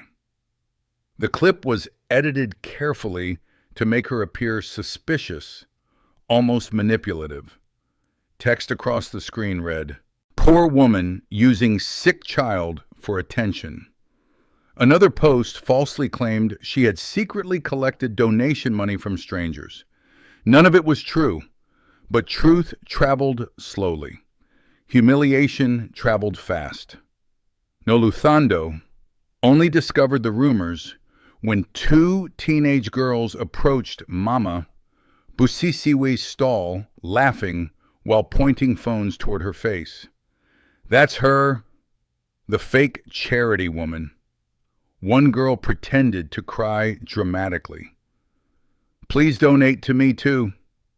The other burst into laughter. Noluthando froze beside the fruit crates. "What are you talking about?" Mama Busisiwe demanded sharply. The girls showed her the video before walking away, still laughing. The older woman's expression darkened immediately. "These people are wicked." Noluthando stared silently at the screen. Hundreds of comments, some insulting her clothes, some accusing her of stealing money, others mocking her homelessness. Her throat tightened painfully. "I never asked anyone for anything," she whispered. Mama Busisiwe touched her shoulder gently. People online enjoy destroying strangers, but the damage was already spreading. Customers began avoiding the stall again. Several vendors whispered openly whenever Noluthando walked past. And by evening, the rumors finally reached Hillbrow Clinic itself. Inside the crowded reception area, Nurse Lindiwe watched the videos with growing irritation. She disliked Noluthando immediately from the beginning. Not because of anything personal, because attention changed things. Since the clinic incident, patients kept praising the poor fruit seller with a good heart while criticizing hospital staff online. Management had already begun internal investigations. Tension inside the clinic was becoming dangerous, and now Noluthando's name kept appearing everywhere. Lindiwe folded her arms coldly. She enjoys this attention too much. Another nurse looked uncertain. She didn't seem dishonest. That's how manipulators work. The other nurse said nothing. Lindiwe had worked at Hillbrow Clinic for 7 years. Long enough to understand how corruption survived. Everyone protected themselves first, especially when investigations started. Later that evening, Noluthando visited the clinic quietly after hearing from Ayanda that Saifo's condition had stabilized slightly overnight. She entered nervously, already noticing strange looks from several people in the waiting area. Whispers followed her immediately. That's her, the internet woman. She looks poorer in real life. Noluthando kept her eyes lowered and walked quickly towards Saifo's ward. Ayanda smiled with relief the moment she saw her. You came. How is he better today? Tears filled Ayanda's eyes instantly. The fever finally dropped. Relief washed through Noluthando so strongly her knees nearly weakened. Thank God. For the first time in days, genuine hope flickered between them. Saifo was even awake briefly when Noluthando entered the room quietly. The little boy looked weak but conscious now. Ayanda helped him sit slightly upright. This is the sister I told you about, she whispered gently. Saifo stared sleepily at Noluthando. Then very softly he whispered, Thank you. The words shattered something inside her completely. Noluthando smiled through sudden tears. You just focus on getting strong. But the peaceful moment did not last. Moments later, Nurse Lindiwe entered the ward carrying medication trays. The instant she saw Noluthando, her expression hardened. You again, Ayanda frowned. She's visiting us. Lindiwe ignored her. Instead, she looked directly at Noluthando. I need to speak with you outside. Confused and nervous, Noluthando followed her into the hallway. The moment they stepped outside, Lindiwe's tone changed sharply. You've caused enough disruption here already. Noluthando blinked in confusion. I don't understand. Those videos online, the rumors, the attention. I didn't make any videos. Lindiwe crossed her arms. Then explain why people are suddenly sending donation inquiries mentioning your name. I never asked for donations. That's not what management is hearing. Fear slowly tightened inside Noluthando's chest. What are you accusing me of? Before Lindiwe could answer, another nurse approached quickly, looking alarmed. Some medical supplies are missing from storage. Lindiwe frowned immediately. What pediatric antibiotics? The nurses exchanged tense glances. Then suddenly, Lindiwe looked directly at Noluthando again. Too directly. Too suspiciously. You were near the ward today. Noluthando stared at her in disbelief. You think I stole medicine? You've been moving around this clinic freely for days. Shock left her speechless for a moment. I would never. Security Lindiwe shouted suddenly down the corridor. Heads turned instantly throughout the waiting area. Patients stared openly. Ayanda rushed out from Saifo's room in confusion. "What's happening?" Lindiwe pointed toward Noluthando dramatically. "Hospital medication has disappeared." Ayanda's face paled. "What does that have to do with her? She was seen near the storage corridor earlier."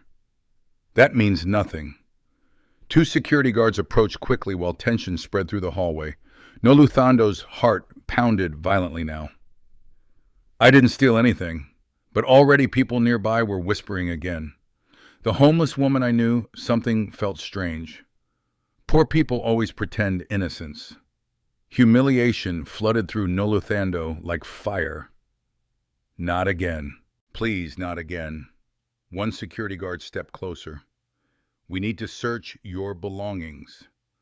Noluthando slowly lifted her small cloth bag with trembling hands. Inside were only extra clothes, bread crusts wrapped in paper, and a tiny bottle of water. Nothing else. The guards searched anyway. Everyone watched. Every eye in the hallway felt sharp enough to cut her skin. When they found nothing, uncertainty briefly crossed the guards' faces. But Lindiwe refused to back down. She could have hidden the medicine elsewhere. Ayanda stepped protectively beside Noluthando immediately. "This is wrong," Lindiwe snapped back coldly. "You trust strangers too easily." Before the argument could explode further, another voice interrupted sharply from the corridor entrance. "That will be enough." The entire hallway fell silent. Themba Maseko stood there beside Victor, wearing a dark, tailored coat, his expression colder than anyone had ever seen before. Lindiwe's face lost all color instantly. The security guards straightened nervously. Even the clinic administrators nearby suddenly looked terrified. Noluthando stared at him in shock. For one confusing second, she recognized the eyes before recognizing the man. Samuel, the old man from the market. But impossible. Completely impossible. Themba walked slowly toward the group, his gaze fixed on Lindiwe. "You publicly humiliated this woman, based on assumptions," he asked quietly. Nobody answered, because everyone understood something now. This was not an ordinary visitor. This was power, real power. And as Noluthando stood frozen beneath the harsh clinic lights, staring at the mysterious billionaire who somehow already knew her, she realized her life was becoming tangled in something far bigger and far more dangerous than she ever imagined. The hallway remained completely silent after Themba spoke. Nurse Lindiwe's confidence disappeared instantly beneath the weight of his stare. Even the security guards shifted uncomfortably suddenly, unsure whether they were protecting the clinic or participating in something shameful. Themba glanced briefly toward the open bag lying beside Noluthando's feet. Bread crusts, old clothes, nothing more. Then he looked back at Lindiwe. "You accused this woman publicly without evidence." Lindiwe swallowed nervously. "Sir, medication is missing and you assume the homeless woman stole it. She was near the storage area. So are dozens of people every day." Themba's calm tone somehow felt more frightening than shouting. Behind him, several clinic administrators had already gathered nervously near the corridor entrance after hearing he arrived personally. One of them stepped forward quickly. "Mr. Maseko, we deeply apologize for this misunderstanding." Noluthando froze. Maseko. The name hit her instantly. Themba Maseko, the billionaire businessman whose company name covered hospital billboards across Johannesburg. Her eyes widened slowly as realization settled over her. Samuel, the old man beneath the market shelter. Themba noticed the shock on her face immediately. For a brief moment, something almost like guilt crossed his expression. Then he turned back toward the administrators. "I want the actual thief found," he said coldly. "Not convenient scapegoats." "Yes, sir. And if I discover staff members are targeting vulnerable people to hide internal failures," his voice hardened, "you will answer directly to me." Fear visibly spread across several faces. Lindy Wee lowered her eyes immediately. "Yes, sir." Without another word, Themba turned and walked toward the exit. Victor followed closely behind him. But after only a few steps, Themba stopped. Then slowly, he looked back toward Noluthando. "Come with me." The entire hallway stared. Noluthando blinked in confusion. "What? You shouldn't stay here tonight." Ayanda immediately nodded. "Please, go with him." But Noluthando remained frozen. Embarrassment and distrust twisted painfully inside her chest. Themba Maseko was one of the richest men in South Africa. Men like him did not help women like her without reasons. "There must be some mistake," she whispered quietly. Themba studied her carefully. "There isn't." "I can't go with you." Victor looked surprised by her immediate refusal. "Even now, after everything," Themba asked softly. Why Noluthando hesitated before answering. Because powerful people always want something. The honesty of the words struck everyone silent again. Themba did not look angry, only tired. "Not everyone." Noluthando lowered her eyes. "I don't know how to trust that anymore." For several long seconds, neither moved. Then Ayanda stepped forward gently. "Noluthando, you have nowhere safe tonight." Pain flashed briefly across Noluthando's face, because it was true. Themba noticed it too. Finally, he spoke more quietly than before. "At least let me help you eat." Something inside Noluthando weakened at those words. Not because of the food itself, because she was exhausted. Too exhausted to keep fighting the entire world alone. Hours later, she sat stiffly inside the back of Themba's luxury SUV, while Johannesburg lights blurred past the tinted windows. Everything felt unreal. The leather seats alone probably cost more than anything she had owned in her entire life. She kept her hands folded tightly in her lap, afraid to touch anything. Across from her, Themba watched silently. Now that she knew who he truly was, the atmosphere between them felt completely different. More distant. More complicated. Finally, Noluthando spoke quietly. "You lied to me." Themba leaned slightly back against the seat. "Yes. Why? I wanted to know who you really were." A bitter laugh escaped her unexpectedly. "And what did you discover? That you help people even when it hurts you." Noluthando looked away toward the glowing city outside. "That isn't always a good thing." Themba studied her profile carefully beneath the passing lights. "Who taught you that?" "The world." Silence filled the vehicle again. Then Themba asked softly, "And before the world?" Noluthando's expression softened painfully. "My mother." Something about the way she said those words made Themba understand immediately that grief still lived very close to her heart. The SUV eventually stopped outside a quiet restaurant overlooking the city. Not one of the flashy places celebrities visited. Something calmer, private. Inside, soft jazz music floated through warm golden lighting while wealthy guests spoke quietly over expensive dinners. The moment Noluthando entered, she felt painfully out of place. Several people glanced toward her worn clothes immediately.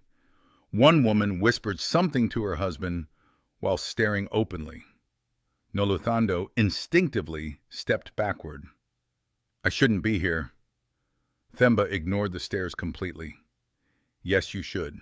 They sat near the windows overlooking Johannesburg's endless lights.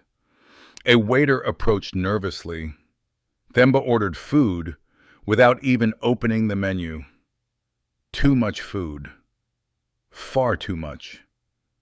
When the plates finally arrived, Noluthando froze staring at them.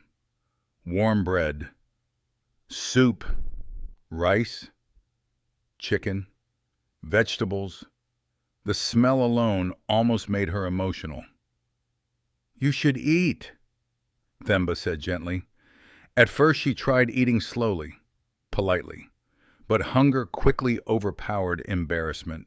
Within minutes, she was eating faster than she intended. Then suddenly, she stopped ashamed. "I'm sorry. For what I looked desperate." Themba's voice softened unexpectedly. "You look hungry." Something about the kindness in his tone nearly broke her apart again. She lowered her eyes quickly, blinking back tears. Across the table, Themba watched her quietly, while old memories of Lerato returned again. His wife used to look at suffering people exactly the same way Noluthando did, without judgment, without superiority, just humanity. For the first time in years, Themba felt his carefully controlled emotional walls beginning to crack.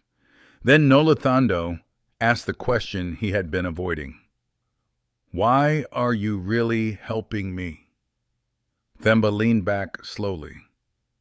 "Because you reminded me of someone who—" He looked down briefly at his untouched coffee. "My wife." Noluthando immediately noticed the grief hidden beneath his calm voice. "She's gone." He nodded once. "I'm sorry." Themba gave a faint, humorless smile. "Most people only apologize when they want something. I don't want anything." "I know." And that was precisely why this felt dangerous. Because for the first time in many years, Themba trusted someone's kindness again. But trust frightened him. Outside rain began falling softly against the restaurant windows. Inside the warm light, Noluthando finally finished eating and sat quietly staring down at her hands. Then Themba carefully slid an envelope across the table toward her. She frowned immediately. "What is this?"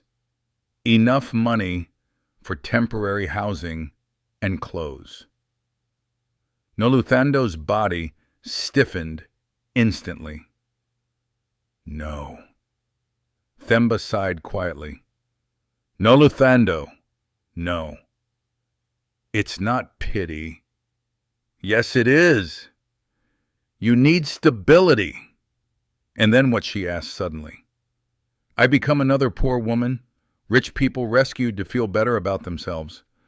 Themba stared at her silently. Pain flickered behind her eyes now. Raw pain. "I can survive hunger," she whispered shakily.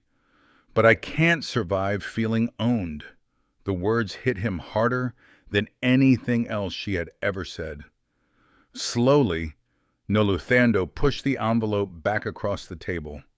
Then she stood. "Thank you for the meal, Noluthando."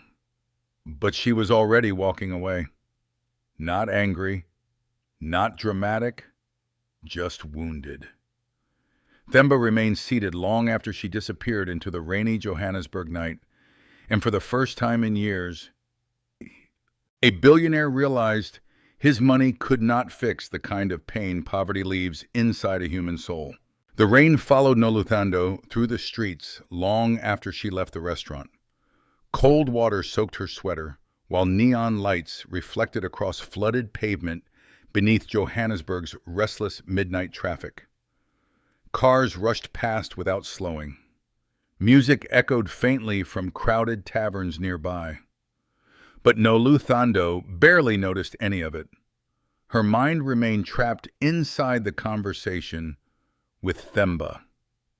Samuel, the old man beneath the market shelter. The billionaire behind the clinic network. The man who somehow looked at her with genuine sadness instead of superiority. None of it made sense. And that frightened her more than cruelty ever had. Cruel people were easy to understand. Kindness from powerful people felt dangerous. By the time she returned to the taxi rank, most vendors had already packed their stalls for the night. Only a few street fires still burned beneath metal drums where homeless men warmed their hands against the cold. Mama Busisiwe spotted Noluthando immediately. "Where have you been?" Noluthando hesitated before answering quietly. "With Mr. Maseko." The older woman's eyes widened instantly. The billionaire Noluthando nodded. Mama Busisiwe crossed herself quickly beneath her shawl. "Child, powerful men bring complicated problems." Noluthando gave a tired smile. "I think the problem's already found me." The older woman studied her face carefully. "You don't trust him." "I don't know how." Before Mama Busisiwe could respond, headlights swept suddenly across the market road. A dark sedan slowed near the stalls. Noluthando stiffened immediately. Two men stepped out, wearing black jackets and expensive shoes. Not police, not ordinary criminals either. The taller man approached calmly. "Are you Noluthando Khumalo?" Fear tightened inside her chest instantly. "Yes." "We need to ask you some questions regarding the online donation fraud allegations." Mama Busisiwe stepped protectively closer. "She hasn't stolen anything." The second man smiled coldly. "That's not what people online are saying." Noluthando's stomach dropped. The rumors were growing worse. The taller man removed a phone and showed her several articles spreading rapidly across local media pages. Homeless woman, linked to clinic scandal, missing donations under investigation. Public questions, her true motives. Noluthando stared in disbelief. "I never collected money." The man shrugged slightly. "Maybe. But public attention creates problems." "Who sent you?" Mama Busisiwe demanded sharply. The men ignored the question completely. Instead, the taller one leaned slightly closer toward Noluthando. "You should stop visiting the clinic." "Why?" "For your own safety." The warning chilled her far more than threats would have. Then the men calmly returned to their car and disappeared into the rainy night. Silence settled heavily afterward. Mama Busisiwe looked deeply disturbed. "These are not ordinary people." Noluthando hugged her arms tightly against the cold. She knew that too. Meanwhile, across the city, tension exploded inside Maseko Healthcare headquarters. Themba sat at the head of the boardroom table reviewing forensic reports while executives shifted nervously around him. The corruption investigation was growing uglier by the hour. Emergency medical funds had not simply been mismanaged. They had been stolen systematically. Invoices falsified, medication redirected, fake supplier contracts created to hide missing money, and several names appearing repeatedly across the documents belonged to people sitting inside the room with him now. One executive finally snapped under pressure. "This entire situation is becoming uncontrollable because of one Homeless woman. Themba slowly looked up. The room immediately fell silent again. The executive swallowed nervously, but continued. Sir, with respect, the media attention is damaging investor confidence. If we settle quietly and move on, a child nearly died. Yes, and poor families have likely suffered for years because people in this company valued profit more than human life. Nobody answered, because it was true. Victor entered moments later carrying another file. His expression alone told Themba the news was bad. What now Victor placed photographs onto the table carefully. Images of Noluthando, taken secretly near the market, near the clinic, even leaving the restaurant earlier that evening. Themba's expression darkened instantly. Who took these? We're still tracing the source. Rage moved visibly through him now. She's being followed. One board member attempted weakly to defend the situation.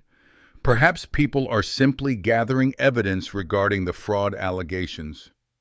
Themba slammed his hand against the table, hard enough to silence everyone again.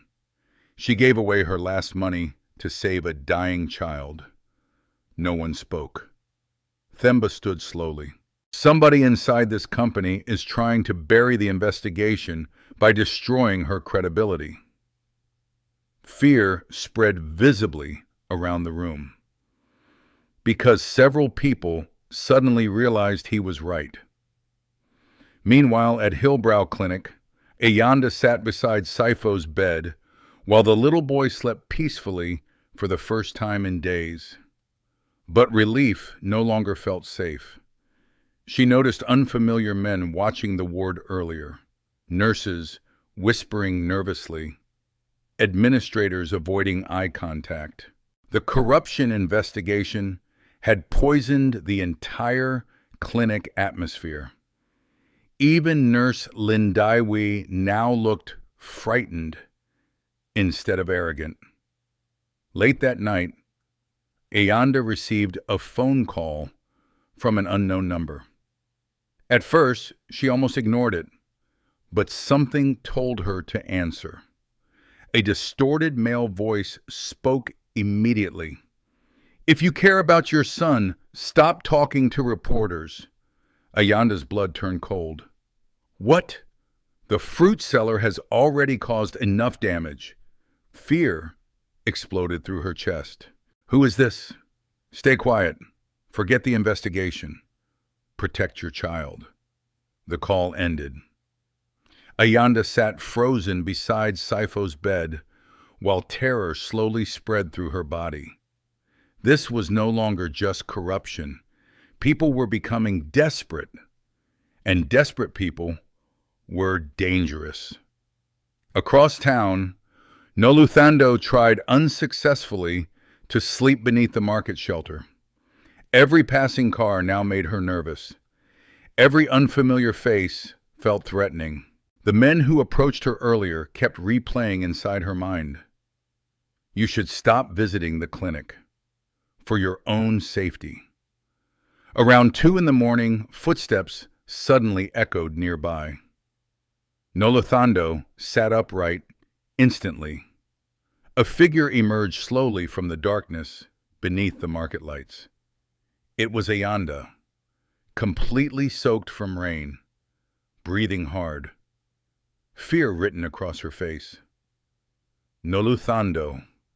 Noluthando rushed toward her immediately. What happened? Ayanda grabbed her hands tightly. They threatened me. The words chilled the air between them. Who? I don't know. Ayanda's voice trembled violently. A man called the clinic. He said we should stop talking. Noluthando's stomach tightened painfully.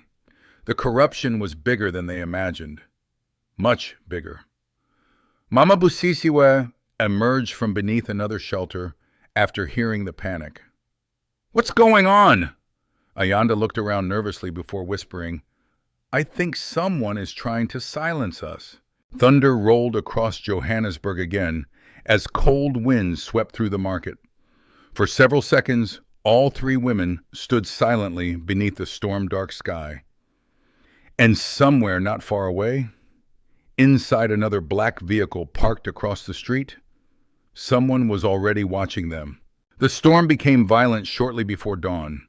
Rain crashed against the market roofs, while freezing winds swept through the empty taxi rank, hard enough to rattle metal signs and shake loose plastic coverings from vendor stalls.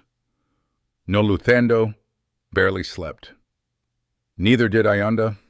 The two women sat beneath Mama Busisiwe's shelter wrapped in old blankets, while fear hung heavily between them.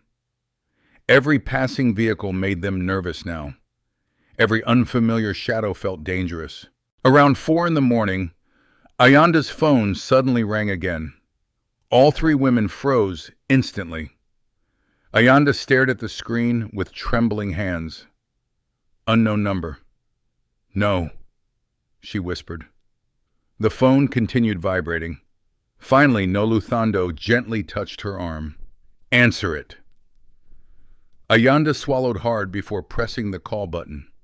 But instead of threats, she heard screaming, hospital staff shouting, machines beeping violently. Then a panicked nurse's voice broke through the noise. Ayanda, you need to come now. Sifo stopped breathing again. The phone nearly slipped from Ayanda's hand. My son! She bolted upright immediately. Noluthando stood at the same time. We're going. Outside rain hammered the streets relentlessly. Public taxis had nearly stopped operating because flooding blocked several roads. The few drivers still working demanded outrageous prices. Ayanda begged the first taxi driver desperately. Please, my child is dying. The man glanced at the storm impatiently. No money, no ride. I'll pay later. He drove away. Another refused too. Then another. Johannesburg kept moving while panic destroyed them. Ayanda finally collapsed against a wall, sobbing uncontrollably. I can't lose him. Noluthando's heart pounded violently inside her chest. They needed to reach the clinic immediately. Without thinking further, she grabbed Ayanda's hand. We'll run. What? We don't have time. The clinic was nearly 4 kilometers away, through flooded streets and dangerous neighborhoods. But there was no other choice. The two women began running through the storm. Cold rain blinded them almost instantly. Water splashed above their ankles while traffic sprayed muddy waves across the pavement whenever cars sped past. Ayanda struggled to breathe between sobs. My baby, please hold on. Noluthando pulled her forward relentlessly despite her own exhaustion. Her body already felt weak from days without proper food, but fear pushed her onward. Streetlights flickered overhead, while thunder rolled across Johannesburg's dark skyline. Halfway there, Ayanda slipped hard against flooded pavement and cried out in pain. Noluthando immediately dropped beside her. Are you hurt? My ankle. The younger woman tried standing, but nearly collapsed again. Panic surged through Noluthando. They could not stop now. She wrapped Ayanda's arm across her own shoulders and forced them forward together, step by painful step through the rain. Cars continued rushing past. Nobody stopped. Nobody rolled down windows to help. By the time they reached downtown Johannesburg, Noluthando's breathing had become dangerously uneven. Her vision blurred repeatedly. But she kept moving. For Sifo. Only for Sifo. Meanwhile, across the city, Themba sat awake inside his mansion office, reviewing security reports connected to the corruption investigation, when Victor rushed inside without knocking. Sir, Themba immediately looked up. What happened? Another medical emergency involving the child. Fear tightened instantly across Themba's face. And Noluthando, Victor hesitated. She and the mother left the market on foot during the storm. What they're trying to reach the clinic themselves. Themba stood immediately. In this weather, Victor nodded grimly. Without another word, Themba grabbed his coat and headed toward the door. Outside, black SUVs roared to life beneath heavy rain. Back on the streets, Noluthando and Ayanda continued struggling through flooded intersections while exhaustion slowly destroyed their bodies. Ayanda could barely walk now. Noluthando practically dragged her forward. Then suddenly, headlights swerved violently nearby. A black sedan slowed beside them. The rear window lowered slightly. The same cold male voice from the threatening phone calls spoke calmly through the rain. You were warned to stay away. Terror shot through Ayanda instantly. Noluthando stepped protectively in front of her. What do you want? The man inside the car laughed softly. You poor women really think anyone powerful cares whether that child lives or dies. The cruelty of the words hit like physical blows. Ayanda cried openly now. Please leave us alone. The window lowered further. Noluthando glimpsed expensive watches, dark suits, and emotionless faces inside. Corporate men, not street criminals. One of them spoke quietly. The investigations end if people stop talking. Rage suddenly burned through Noluthando, stronger than fear. You stole from sick children. The car became silent for one dangerous second. Then the man answered coldly, and nobody would have noticed without you. The sedan suddenly accelerated forward, splashing filthy water across both women before disappearing into the storm. Ayanda collapsed to her knees, crying. Noluthando's own legs nearly gave out too. Now she understood completely. This corruption reached powerful people, very powerful people, but there was no time left for fear. Sirens suddenly echoed somewhere nearby. Then bright headlights cut through the rain toward them. A black SUV stopped sharply beside the flooded curb. Themba jumped out immediately.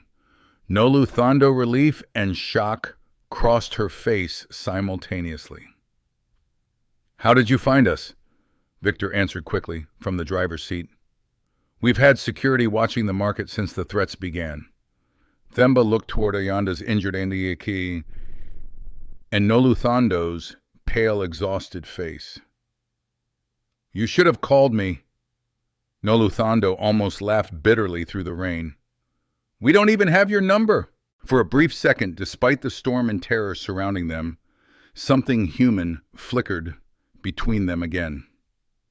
Then Ayanda cried desperately, Sifo! The reminder snapped everyone back to reality instantly. Themba helped both women into the SUV while security vehicles moved ahead, clearing traffic through flooded roads.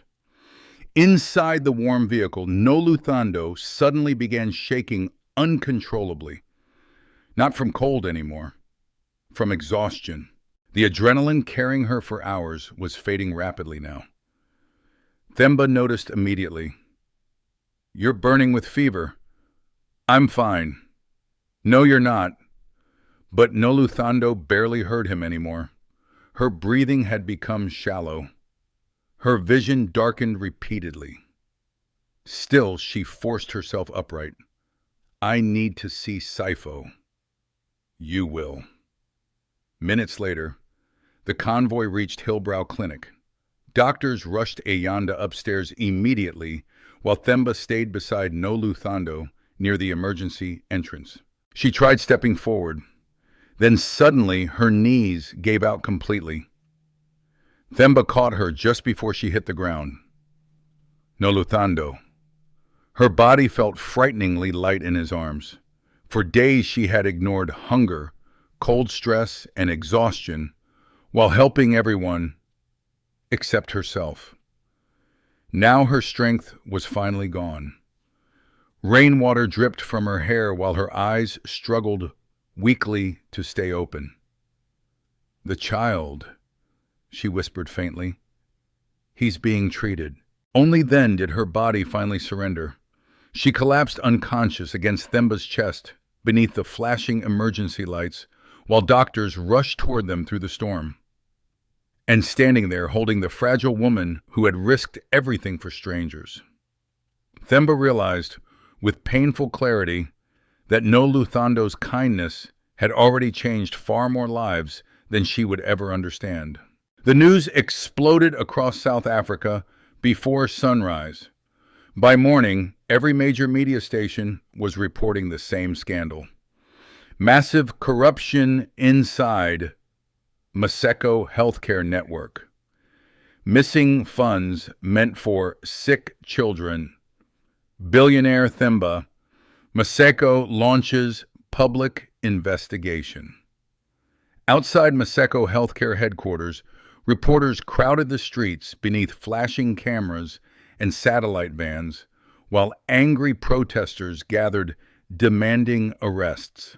For years, powerful executives had hidden behind polished corporate language and expensive suits. Now the truth was finally bleeding into public view. Inside Hillbrow Clinic, panic spread through the administration offices. Several executives disappeared overnight.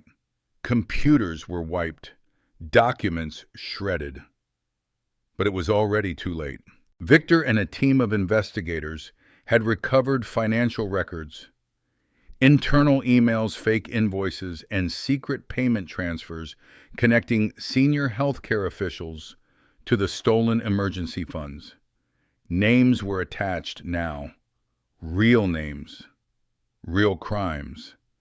And the deeper the investigation reached, the uglier the truth became. Meanwhile, on the fourth floor of Hillbrow Clinic, Noluthando slowly opened her eyes inside a quiet recovery room. Soft morning light filtered through the curtains. For several seconds, she looked confused. Then the memories returned suddenly. The storm. Sipho, the black sedan, collapsing in Themba's arms. She tried sitting up immediately, but dizziness forced her back down. "Easy." Themba's voice came softly from nearby. Noluthando turned her head slowly. He was sitting beside the window, still wearing yesterday's dark coat, though exhaustion now showed clearly across his face too. "You stayed," she whispered. Themba gave a faint, tired smile. "You nearly collapsed from starvation." Embarrassment flickered across her expression instantly. "I'm fine now." "No," he answered gently. "You're not." For a moment, silence settled between them. Then Noluthando asked the only thing that mattered. "Sipho." Themba's expression softened slightly. "He survived the night." Relief flooded through her so powerfully, tears immediately filled her eyes. "Thank God." Themba watched her quietly. Even now, weak, homeless, exhausted, her first concern remained someone else. A nurse entered moments later, carrying soup and medication. Unlike before, her behavior toward Noluthando was warm and respectful now, almost too respectful. The entire clinic atmosphere had changed overnight. Fear had shifted directions. The powerful were finally afraid. After the nurse left, Noluthando noticed newspapers lying across the nearby table. Her own face stared back from several front pages beside headlines about the corruption scandal. She looked horrified instantly. "Oh no." Themba leaned forward slightly. "You did nothing wrong." But everyone is watching now. They should be. Noluthando shook her head weakly. I never wanted this. I know. And he believed her completely. That was what separated her from almost everyone else surrounding this scandal. She never wanted attention. Only humanity. Outside the clinic, police vehicles began arriving one after another. Executives were escorted out in handcuffs beneath furious media cameras. Among them was one of the senior financial directors connected to the threatening calls. Another arrest followed inside the pharmaceutical supply division. Then another. Nurse Lindiwe herself sat trembling inside an investigation office while detectives questioned her regarding missing medication records. Everything was collapsing. Years of corruption finally breaking apart beneath public exposure. But strangely, Themba felt no victory, only shame. Because all of it happened under his company name.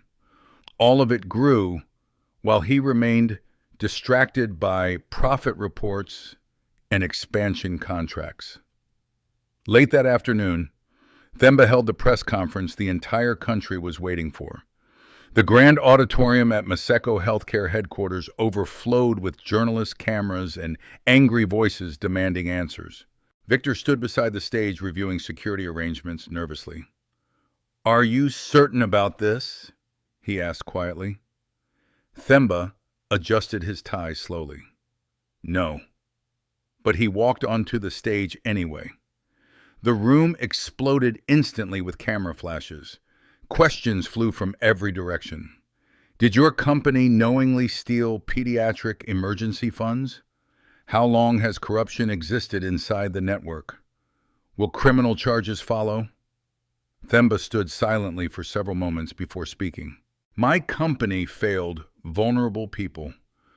The room became quieter immediately. Children suffered. Families suffered.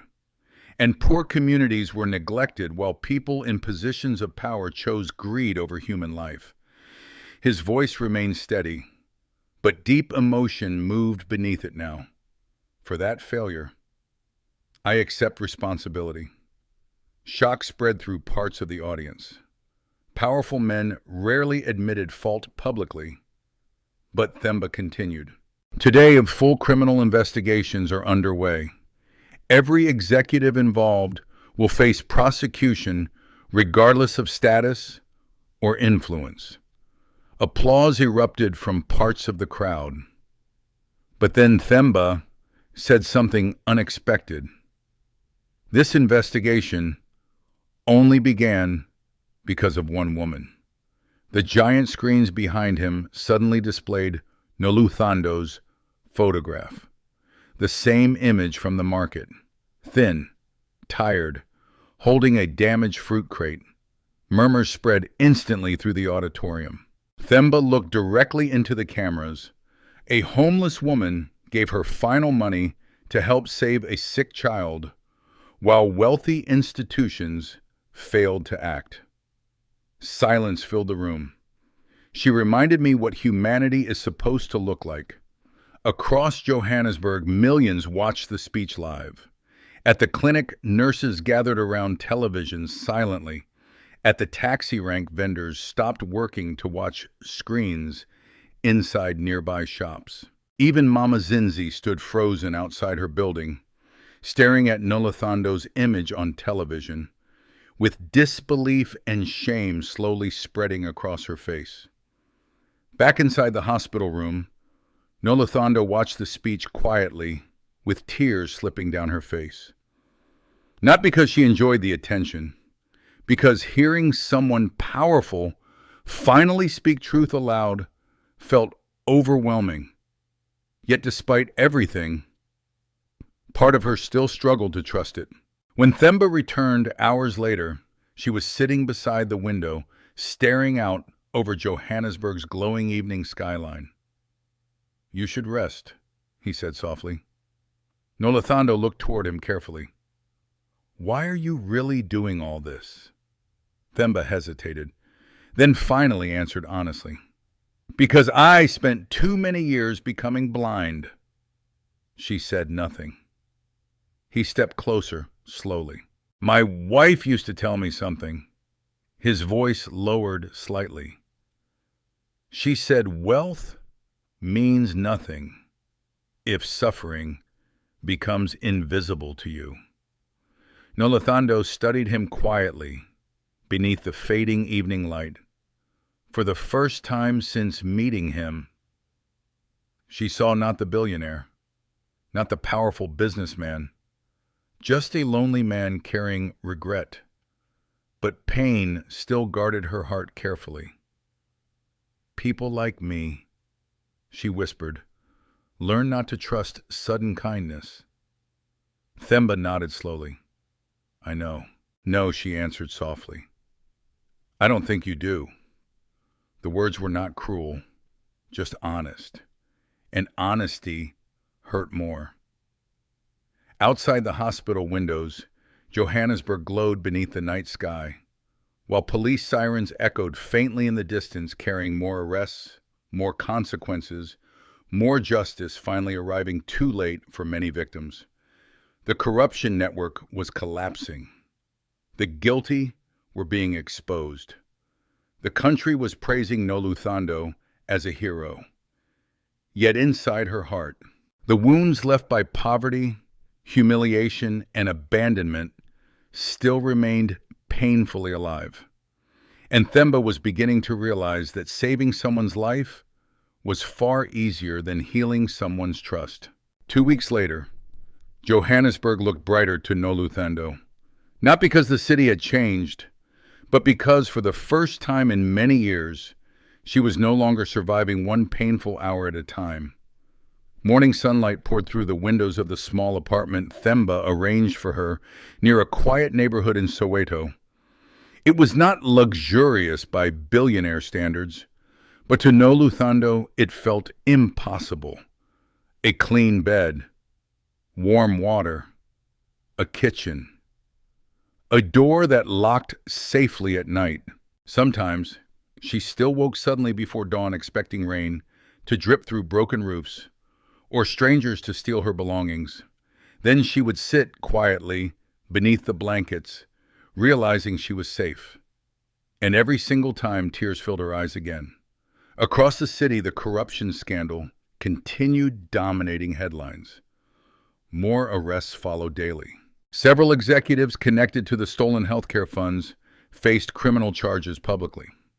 Nurse Lindia was suspended pending investigation after evidence showed she knowingly helped cover missing medication records. The public anger remained fierce. But alongside the outrage, another story had begun spreading too. The story of the homeless fruit seller who gave away her final $10. People started calling Noluthando the woman who remembered humanity. She hated the title because in her mind, she had only done what any human being should do. Yet the world treated basic compassion like something extraordinary now. That realization still saddened her deeply. One afternoon, Noluthando returned quietly to the taxi rank, carrying bags filled with fresh fruit and bread. The vendors erupted into emotional greetings immediately. Mama Busisiwe nearly cried while hugging her tightly. You disappeared like a celebrity. Noluthando laughed softly for the first time in many weeks. I'm still the same person. But in some ways, she wasn't. Pain had not disappeared from her life. The humiliation still lived inside her memory. So did the hunger, the fear, the loneliness. Yet something else existed there now too. Hope. Nearby, several children rushed toward her excitedly after recognizing her from television interviews. The fruit sister. Noluthando smiled warmly and handed them bananas from the bag she carried. Then, suddenly, She noticed someone standing quietly near the edge of the market. Mama Zinzi. The older woman looked deeply uncomfortable. For several seconds, neither spoke. Finally, Mama Zinzi lowered her eyes. I treated you badly. Noluthando remained silent. I was cruel when you needed kindness. Emotion tightened the older woman's voice unexpectedly. I'm ashamed. The apology felt real. Not polished, not dramatic, just human. Noluthando slowly nodded. We all fail each other sometimes. Mama Zinzi wiped her eyes quickly. You forgive too easily. No, Noluthando answered softly. I just know what bitterness does to people. The older woman began crying quietly then. And Noluthando realized something important. Sometimes justice was not revenge. Sometimes it was simply forcing people to face the humanity they ignored. Later that evening, Themba arrived at the market alone without security teams surrounding him for once. People still stared respectfully wherever he walked now. But he seemed different too. Softer, somehow. Less endant. He found Noluthando helping an elderly vendor organize fruit crates beneath the fading golden sunset. You still work here? He asked quietly. She smiled faintly. This place fed me before the world cared whether I existed. Themba looked around the crowded market thoughtfully, and now Noluthando glanced toward the children laughing nearby. Now I want to help people survive it. Over the previous days, Themba had quietly arranged something important without telling her. A small community food and medical outreach center near Hillbrow Clinic. Not under his company's name, under hers. Noluthando Khumalo Community Care Center. Free meals. Basic medical assistance. Emergency aid for struggling mothers and children. When he finally showed her the building that evening, Noluthando stood speechless in the doorway. Tears filled her eyes almost instantly. You did this? Themba shook his head gently. No. She looked confused. Yes, he said quietly. I funded it, but you inspired it. The center was simple but beautiful. Warm colors, clean rooms, small medical offices, shelves filled with food supplies. Photographs of smiling township children already decorated parts of the walls. Noluthando slowly covered her mouth with trembling fingers. I don't know what to say. Then don't say anything yet. For several moments, they simply stood together inside the quiet building while evening light stretched softly across the floor. Then Themba spoke again. When Lerato died, I stopped seeing people properly. Noluthando looked toward him quietly. I buried myself inside work because numbers were easier than grief. His voice lowered. And somewhere along the way, I stopped noticing suffering unless it appeared in reports. Pain flickered behind his eyes now. But then, a homeless woman gave away her last $10 to save a stranger's child. Noluthando blinked back tears. Themba smiled faintly. You reminded me of the man my wife believed I could still become. Silence filled the room gently. Not awkward, not heavy, healing. Then Noluthando finally whispered the question living inside her heart for weeks. Why did my $10 matter so much to you? Themba looked toward the city lights outside the windows before answering softly. Because wealthy people donated millions to my charities every year without sacrifice. He turned back toward her. But you gave everything when you had nothing. Tears slipped down Noluthando's cheeks, quietly. And that terrified me, he admitted. because it proved humanity still existed in places people like me stopped looking. At that exact moment, laughter echoed from the hallway. Saifo came running into the center, holding Ayanda's hand healthy enough now to smile brightly again. The little boy rushed directly toward Noluthando and hugged her tightly.